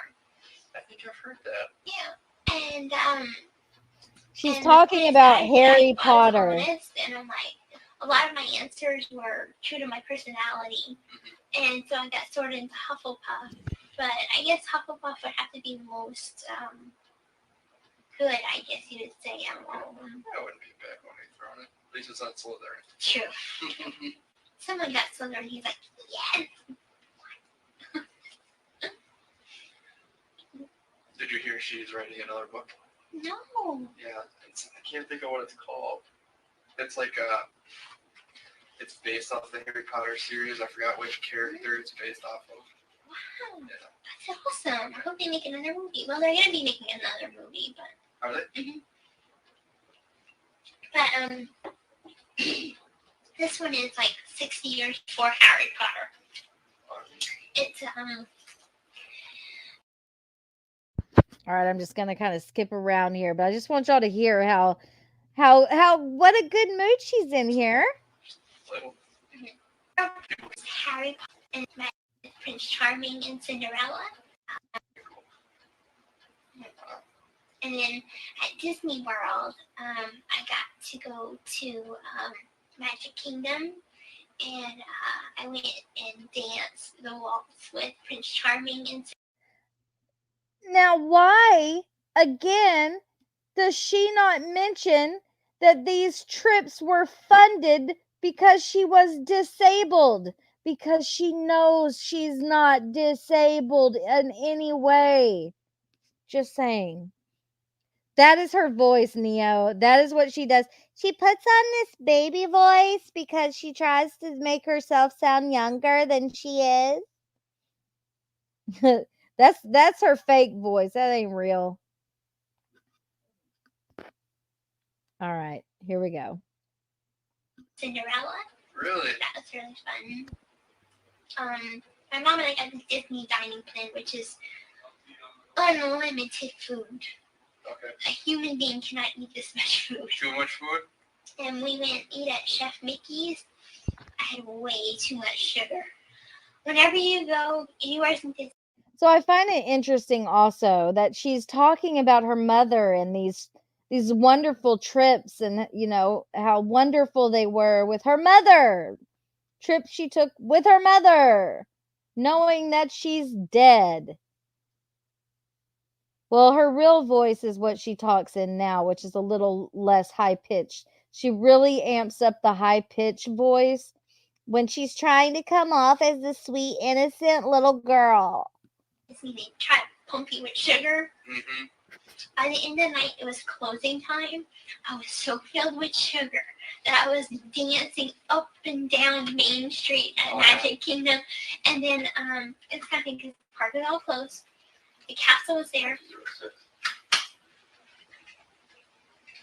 And oh, thank you, I go to Neo. the castle and I touch the railing and I'm like, there's nobody else here. So they got all hopped up on sugar at 11 o'clock? Oh, yeah. That's nice of them. That was the biggest sugar crash ever. I bet. I went to Disney World probably like 15 years ago now. The only thing I remember, probably even longer than that, was the big subway thing that was up on. Oh, the monorail. Yeah, the monorail to ride around. I Mhm. thought that was so cool. And then I think it was Epcot. Mhm. They had a bunch of different flavors of soda or something like that. Yes. Yeah. I went to that. Yeah, well, You tried Beverly? there was your That's the really bad one. Beverly. Mm-hmm. That's the icky tasting one. Was it? Yeah, There's a lot of weird. they say it's from Germany, but they import it in especially for that, Okay. just for the icky taste. Oh. That makes sense. Yeah. I'm sure that didn't help your sugar rush at all. No, and it's kind of like, I'm like, when I used to that, like, dare me to drink it. So I'm like, I take a full cup and I chug it all down at once. Swallow it, no bad taste. I'm like, I want more. And then Mom's like, no, you have to sip. I'm like,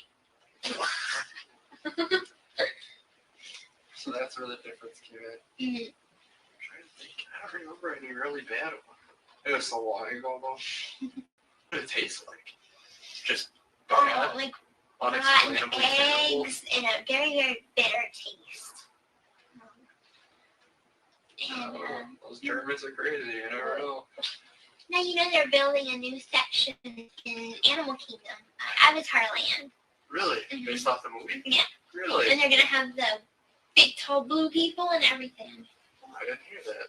Mhm. I guess I'm not surprised. Avatar was pretty big. Yeah, it was. It was good, and they're actually coming out with 2 more movies. 2 more? Yeah. Really? It's not until like 2 years from now. Okay. Oh, yeah. And I have a pink backpack. Jack. Okay. Wow. And she's now working at Disney. Really? But that'd be a pretty fun job. I want to. What is she doing there? Right now, I think she's working at a restaurant. Okay.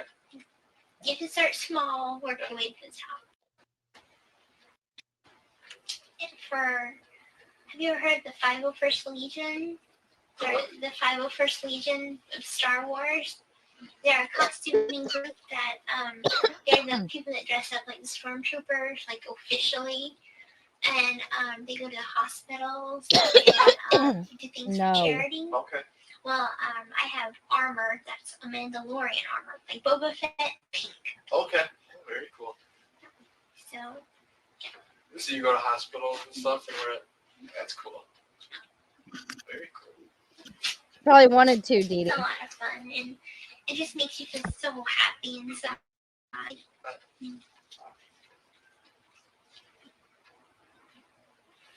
So is it the full-on outfit then? Oh yeah, Yeah. full armor. The only thing is, It's hard to walk in. no, not really. The armor is You hear pretty that? lightweight. They made it lightweight for me, but the helmet's kind of heavy. He asked her. He said After a day's work.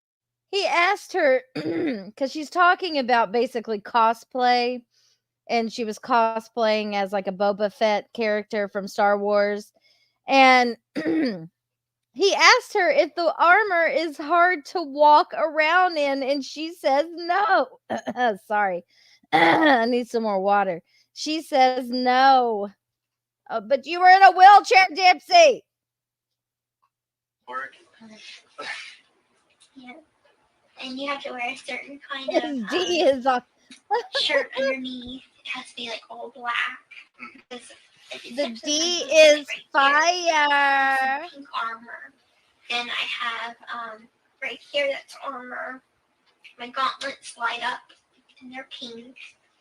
My chest plate. And I have a pink backpack. Jetpack. Okay. Wow. And mail. So how far do you travel to go to these hospitals? Or just, Okay. Is it one main hospital that you go We're to? gonna Well, go it ahead depends on our group, how many. for time's sake and skip to when the detective comes in. So, she talks and talks and talks and talks and talks all this time. All of this time. And then why is this one? Let's see. Technology is getting so. It's crazy.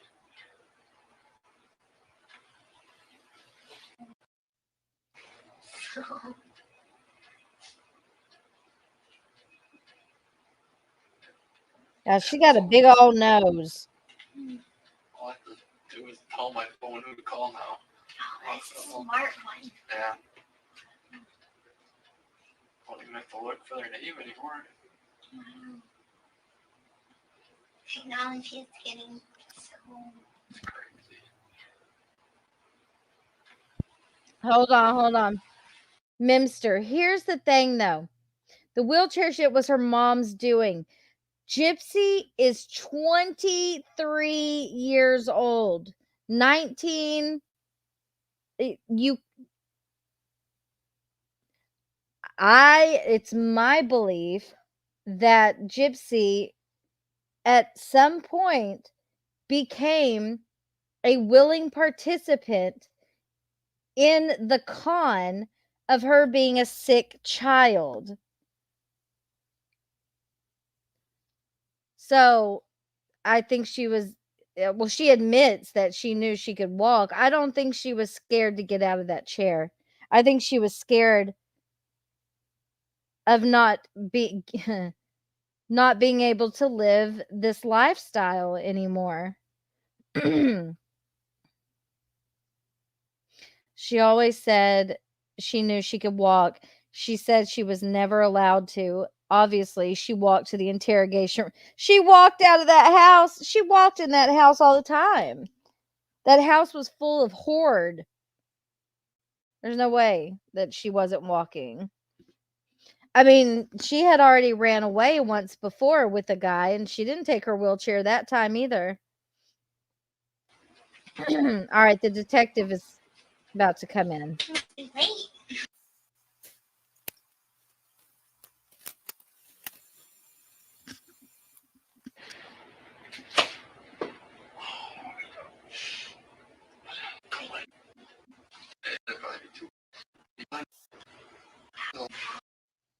That's surprised how fast the nurse. Sometimes I'm there and it takes A lot of people. There's a lot of emergencies happen that day.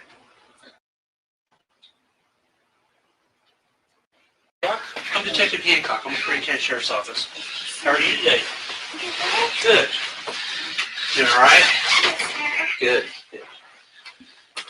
Well, Gypsy, I'm here and I'm going to get a little bit of information from you. So, since this is the first time I've ever met you, okay? So, what is the correct spelling of your first name? It's Gypsyrose, and my middle initial is A, Okay. and my last name is Blanchard.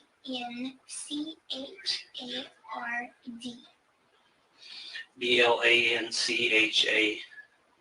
Blanchard is Blanchard. Blanchard. Okay, with an E. Okay. All right. And your date of birth, Gypsy? Is 7/27/1995. On here they have Okay. 91 because it makes a long. Now, this is an unpopular opinion, but I don't necessarily. Okay. Munchausen by proxy is where you are actively making your child sick. Gypsy was not sick. Gypsy pretended to be sick. If you missed the beginning of this live, Krang, I suggest you go back and listen because we discussed a lot of what you're saying. And I don't believe this to be a case of Munchausen by proxy. I think a better word would be like medical abuse, maybe. I don't know. No, it's spelled with a Y. G-Y. Y. First thing she did when she got out was try to continue with the stuff by meeting Taylor Swift. Exactly. And going on a press junket and getting a free trip to New York where she went ice skating, which is hilarious, by the way, to watch her ice skate. It was so bad. It's like a 5-year-old on skates, but I digress. All right. Long story, but Okay, sure. me and my mother are Hurricane Katrina survivors, Okay. and my birth certificate was washed away in Katrina, Okay. and unfortunately, they messed up a long time when they messed up the paperwork, and it said 1991, but it's actually 95. Okay. And that puts you at how old then? I would be really 19, but I'm Yes, Yvette. Medicaid. My medical insurance has 23. Okay. All right. So how old actually are you? Let's get that. 19. 19. Okay. Social Security. Yeah, absolutely. Gypsy, do you know your social security number? Unfortunately, I don't. I Neo. have my card with me, Okay. but it's at my boyfriend's house. Okay. We'll give it that later then. All right. Now, how long have you actually lived there in Missouri? In Missouri since 2006. 2006. Mm-hmm. Okay. All right. Do you work anywhere? No. Okay. All right. Never had work since you've been in Springfield. Did you work down in Louisiana or anything? No, sir. Okay. Do you have family down there in Louisiana? I have some, but unfortunately, we're not on good speaking terms. Okay. All right. And now, do you have any family here in Missouri? I'm sorry, we're in a different state. So. It's okay. I have my mom that lives in Missouri. Okay. And is that it, or do you have anybody else? Does friends count or not really? No, like biological, like brother or sister, siblings, nothing like that. Okay, so are you an only child then? Okay, all right. What's some things that you like to do? I mean, what kind of hobbies do you like? I love art. Love I art? love to go to the movies. I love animals. Okay. Just different things like that. Good. Well, Gypsy, we are here investigating something, so I do need to talk with you about some things, okay? I'm thankful because I have no idea why I'm here. Okay. Nobody will tell me anything. Yeah, that's fine, and that's kind of why we're here to kind of help you out with that, okay? So, I am going to just read your Miranda just here real quick, okay? And as I'm reading this, if you don't understand something, I want you to stop me and say that you don't understand, okay? It's not being rude, it's not in fight or anything, okay? And just All right, I got to rush through this because I do have to go. So I'm just going to skip to a couple parts. All right.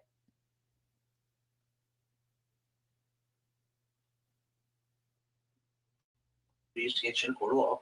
Your lawyer one will not answer any questions or make any statement. Phone number? No. No, not at all. Did you have a home phone? My mom's home Okay, phone. what's that number? 417-833-8501. Okay. 8501. Okay. Do you ever do anything on the computer? Do you ever play games or anything on the computer? Do you ever mess with the computer or anything like that?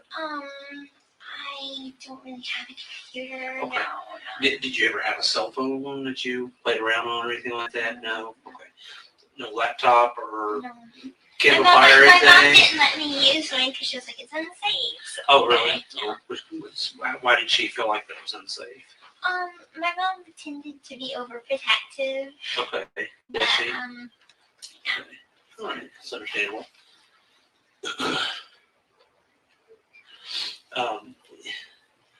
I want to tell you that what I've got to talk to you about, if you're involved in this, then you need to tell me that now. Okay? I'm completely 100% honest. And let me talk for just a second. Okay? I'm completely If you're involved in this, then 100% you honest. need to be honest with me. You need to tell me now and not wait till later. Do you understand that? Yes, sir. Okay. I want you to understand that there's just some things going on that you need to be made aware of, and I think that you're aware of it. Okay, all right. My concern at this point. Let me back up. Well, it was What did I do? it all started when I met my boyfriend Nick. Okay. Okay, and we met on an online dating website. My mom had a laptop, and so I used hers. Okay. But Let me back up for just a second. Okay. Earlier when I said let's be honest with each other. Okay. I'll be honest with you as long as you're honest with me. Okay. And I want you to understand that your honesty goes a long ways. Okay. You don't want something in this nature to be like a big snowball. We'll use that as an example. Okay. You don't want that snowball to be so big that you know how when you pack a snowball and it's real small. And what happens when you start rolling it down a hill? It's bigger. Okay. What happens if you start telling lies? They get bigger, and you don't remember which ones you said and which ones you told. And as soon as that thing gets so big, it goes down the bottom of the hill and it crashes into a lot of people. Okay. I mean, a lot of people. All right. And it hurts a lot of people, right? Because it's so big and it crashes and hurts them. Now, if you're telling the truth, that's not going to happen. Is that right? Okay. So that's kind of why I want you to be honest with me about this. Okay. About some things. All right. Absolutely. So we need to. I'm here. Okay. because I don't think that this is something that you, the intention wasn't there. You know, I don't think you're a bad person. I really don't. I think that you're a smart person, okay? I think that you, you know, sometimes you get a bad hand, and I think sometimes that's what's happened with you, okay? And I want you to understand that you need to be honest with me, and if you're involved in anything that I'm about ready to tell you, then you need to tell me, okay? Your mom's dead, okay? Now, what I want to ask you is, your mom's passed away, okay, and she's deceased, all right? Now, what I want to ask you, did you Y'all have see involvement in that? this? Okay. Hang on, listen to me for just a second, okay? I want you to understand something, okay? Remember the snowball that we talked about? You remember the pencil that we talked about? I'm going to demonstrate something with a pencil here, okay? Look at me. Look at me for just a second, okay? Sometimes people are going along. You know how you got a pencil? You got the lead here and you got the eraser right here, right? You know what I'm talking about? You've seen a pencil, right? You've used a pencil before, right? Okay. And when you write with a pencil, you write your own story, right? Okay. And you take that pencil and you're writing along with your story. Well, sometimes some people make mistakes when they write stuff down, don't they? We've all made mistakes. You've made mistakes. I've made mistakes, right? You ever made a mistake in your life? And I've made mistakes in my life. And hang on just a second, okay? When you're writing this stuff down, all of a sudden you make a mistake. Well, what do you do with that mistake? You take that pencil and you flip it over and you start erasing stuff, okay? And you erase it and you recorrect it. And you take that pencil and then you rewrite your story, okay? And I kind of think that's where you're at with this tonight, okay? That you have a chance to rewrite your story. And I think that that's what you can do, is you can rewrite your story tonight, okay? Like I said earlier, I don't think you're a bad person. I really don't. You know, I don't think that that's you at all.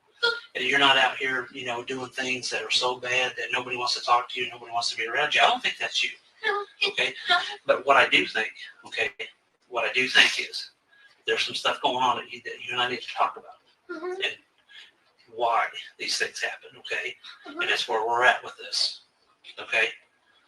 Now, I want you to understand. I agree, Neo. What a horrible analogy. You need to be, look at me, okay? Look at me for just a second, okay? You're in a situation where you can help yourself right now, okay? And that's what you need to do, okay? You've got to help yourself, okay? Because the more you let that snowball roll down that hill and get bigger, what's going to happen is going to explode. And that's what's going to happen with you, you know. You don't want that, do you? I don't think you do. I wouldn't want that. So we've got to rewrite history. We've got to rewrite some things, don't we? Okay? And I think that's where we're at with all this, right? What happened with your mom that night? I don't know what happened with my mom. Okay, just listen to me, okay, sweetheart? You know what happened to your mom, okay? You know exactly. Sweetheart, listen to me.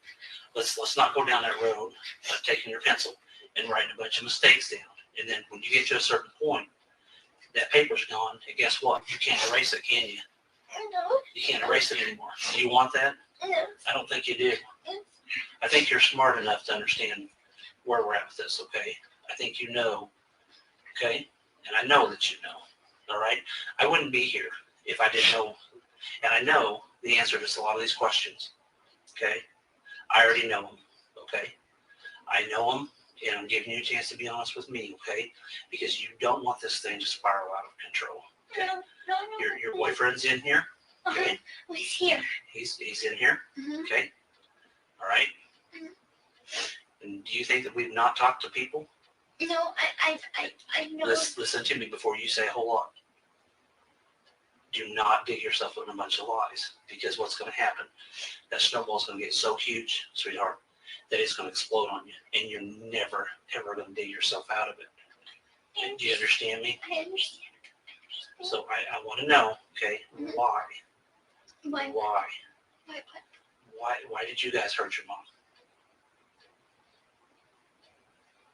Okay, We would never. sweetheart, look at me. Look at me. Look at me. I've got kids. I've been doing this for a long time. I know, sir. And I want you to understand something. Don't dig yourself that hole. Don't go down that path, okay? Because listen to me for a second. You go down that path, and what's going to happen? What do you think is going to happen to you if you go down that path? It's not a path to go down. If anything, I don't tell lies. Okay, then You hear that? Don't sit here and lie to me, because if you do, If anything, I don't tell lies. what's going to happen is it's going to get bigger and bigger and bigger. You're not going to remember the ones that you've told other people. Okay. Now, if you guys were in here earlier when I was reading the case documents, I basically read through a lot of what's going on right now. Other people that I've probably already talked to. You understand that? I understand. Why? Would you like me to start from the beginning? I only want you to start from the beginning, but we'll talk about that here in a minute. And I'm glad you're making that progress, okay? I'm proud of you for that. But the first thing that we need to get out of the way right now is why. That's the biggest thing. You've got friends that love you. Of course and I care know. for you. I know, and You and your mom Yes, have of friends course. that care for you. I And know. you know what? They're down the bottom of this hill with that snowball, Mhm. and they're asking all these questions. They're asking why. I know. I know. Now, help me give them an answer as to why. Okay? You have to give me an answer as to why, because they are so concerned about you. I know. I have a lot of friends in Missouri. I know that. Okay. And I would never hurt my mom. Okay, sweetheart, do you really want to dig yourself? You're digging yourself deeper. Okay? No, seriously, I would never hurt her. Listen to me. Okay. I don't play around with that. Okay. I'm not going to play around with this. Okay. Sir, I didn't do Listen to anything. me. Listen to me. Don't let that snowball get bigger, because that's what you're doing right now. Okay. You have a chance. You have the opportunity right here and right now. Because once I walk out that door and that opportunity's gone, guess what? It's gone. It's just like when that paper's taken away, when you're writing that pencil, you don't have a chance to erase that mistake. Okay. You need to, in your family, in your friends, you don't have very many family members, but you've got a lot of friends. And we've talked to them all, okay? And every one of them want to know why. That's all they want to know. They still love you. They still care about you. Listen to me for just a second, okay? All they want to know is why. And I have to give that to them, because they can't sleep at night. Because they want to know why. That's all they want to know. Okay? That's all they're looking at. Sir, I have a million questions right now. Okay. That's all. And you know what? And I'm proud of you for wanting to ask those million questions. And you know what? We can answer those, okay? Okay. But we got to get down to the bottom of why. Okay? The why. And your friends are very, very concerned about you. They all love you. But guess what? Sure. Those friends are standing at the bottom of that hill. I understand. And that snowball I is getting understand. ready. Please don't dig yourself in this hole. And that's what you're doing. You're still doing it. Okay? Listen to me here in a minute. And I'm glad you're making that progress, okay? I'm proud of you for that. But the first thing that we need to get out of the way right now is why. That's the biggest thing. You've got friends. Hurt my mom. Okay, sweetheart. I would never hurt my mom. Okay, sweetheart. Do you really want to dig yourself? You're digging yourself deeper. Okay? No, seriously, I would never hurt her. Listen to me. Okay. I don't play around with that. Okay. I'm not going to play around with this. Okay. Sir, I didn't do anything. Listen to me. Don't let that snowball get bigger, because that's what you're doing right now. Okay. You have a chance. You have the opportunity right here and right now. Because once I walk out that door and that opportunity's gone, guess what? It's gone. It's just like when that paper's taken away, when you're writing that pencil, you don't have a chance to erase that mistake. Okay. You need to, in your family, in your friends, you don't have very many family members, but you've got a lot of friends. And we've talked to them all, okay? And every one of them want to know why. That's all they want to know. They still love you. They still care. All they want to know is why. And I have to give that to them now. Okay, that's all they're looking at. Sir, I have a million questions right now. Okay, That's all. you know what? And I'm proud of you for wanting to ask those million questions. Okay, the why. And your friends are very, very concerned about you. They all love you. But guess what? Sure. Those friends are standing at the bottom of that hill. I understand. And that snowball I understand. is getting ready to crush them because they want to know why. Things very, very clearly. You think that it's me? Why do you think that it's me? I have always loved my mom. My mom and I are best friends. Listen to me. Listen to me. Please don't dig yourself in this hole. And that's what you're doing. You're still doing it. Okay. But do you not think that we've already talked to some people? Okay. Do you not think that we've talked to everybody? I mean, I'm not going to come in here without having all my things in line. Okay, I want you to understand that. Of course, I understand that. And we need to get to the why. When we get to the why, then all these other questions I can answer for you, and we can move on with this. Okay. And you're the person that knows the why. You're the only person that knows the why. Okay. And that's where we're at with it. You're the only one that knows the why, and your friends. Sir? Do you really want to disappoint your friends? No, of course not. Okay, then why? May I please speak? Well, when we get to the why this happened, I don't even really know what happened. okay, I came here because my mother kicked me out of my house. She and I were having relationship problems. I guess she wanted me to stay a little girl forever. She didn't really like my boyfriend. And she was like pretty much. See, just notice there, when she's talking about the problems her and her mother are having, I guess she wanted me to stay a little girl forever. Not, I guess she wanted me to stay a sick child and pretend I'm in a wheelchair. None of that. Nothing about being sick and having all these unnecessary appointments with doctors. No, she wanted her to stay a little girl forever. Because in my personal opinion, I don't think Gypsy murdered her mother to escape medical abuse. I think she murdered her mother to escape, period. She wanted to go out and live a whole other lifestyle. And her mother was going to do all she could to stop her. And I'm not trying to like glorify Dee Dee or make Dee Dee, less of a piece of crap that she was. But what mother wouldn't want to stop their child from hooking up with random men on the internet? And I don't know if that's the case. I'm just doing a whataboutism. But, I don't think she has not once in this entire interrogation, if you watch the entire thing until the very end, she says, "Oh, I'm sick. I need a lawyer." She never talks about being medically abused, and you cannot tell me that she didn't know that these medical things were unnecessary. Yes, Nicholas's is 4 hours long. I can't play any more of this. I've been live for 3 hours. I've got to go do some stuff and things. Right. There were so many options for her. Murder, this, I'm telling you, this case is layered and layered and layered.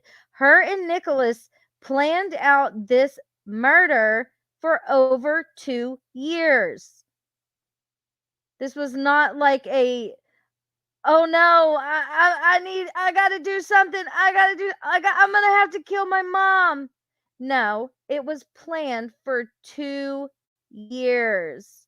And who was the one that really wanted to go through with it? Gypsy. No, nothing is what it seems. Nothing is what it seems. And I'll play one video and then I'll go. And if y'all are interested, I don't care if there's 20 people in here. I would love to talk more about this. Hopefully do more with Fancy and get our ducks in a row. Okay, let me find the video I'm looking for. There's so many.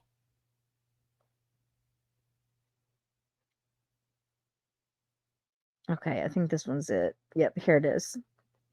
So this is going to be an older video. This is a news I hope it doesn't block my stream. If it does, I will just edit it and put it back up. But it's a news story that was about Gypsy and her mama. And I don't know how old Gypsy was here. Probably 17. Okay, so, keep that in mind. And this is when, this is when they got their Habitat for Humanity house, which is another rabbit hole, just how they were able to do that. But, all right, I'll play this and then I'll get out of here. It's Mayberry. We're moving to Mayberry. It didn't take a lot to convince Dee Dee and her daughter Gypsy Rose to make a new home in Aurora. They already knew it was meant to be. It is the perfect town, the perfect place. I think it was a blessing in disguise. It took something like a hurricane to make us have a happy ending. Dee Dee was happy enough just having medical care for Gypsy. She says she never expected this. It's amazing. It's amazing, the outpouring of love and support. Dr. Janet Jordan met Dee Dee and Gypsy while on a mission trip to the hurricane-ravaged areas. She says she knew right away she'd see them again. They're like lost souls who were meant to have been born and raised in Aurora. After arranging a helicopter ride from Louisiana to St. John's Hospital, the process began to find them a permanent home. It turns out St. John's already owned this house, and with the help of local donations, it was turned into a home. I think it's just kind of what we're all about. We're all about doing what we can to help people that are in a bad situation. It's beautiful, and it's happy, and it's full of love. Gypsy and Dee Dee say they're blessed. Dr. Jordan says they deserve to be. It was pretty devastating down there, it really was. And they never ever lost hope. I think they brought hope to everybody else that was down there. This is home to us. We have been wondering for so long, and this is finally our home. So it's so good to be here. Yay. This is Kara Rostelli reporting for KY3's Ozarks Today. So yeah, there's that little flashback to that. And that's another thing I want to go in depth on is the con and Gypsy's role in the con. Because there is, I'm sorry, but there is undeniably, it is undeniable that she also played a part in this con. That's what I think. We'll talk about it more and all of that good stuff. But I appreciate you guys coming and hanging out and listening. And I will be talking about this more. Hopefully some people are interested and will come in. Like I said, plan on having Fancy on again. And hopefully I can go on her channel as well. So no problem, Robin. I appreciate you guys. And I'll see you next time. Until then, have a wonderful rest of your weekend. And I'll catch you guys later. Bye. A disclaimer that I don't have all that much time today. I got a little bit of time today.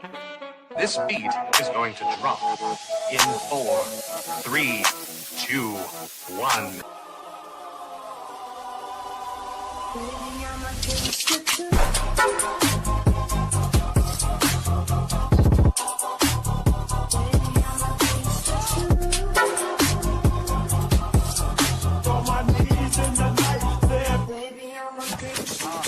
It's fair game, right? Bye, everybody.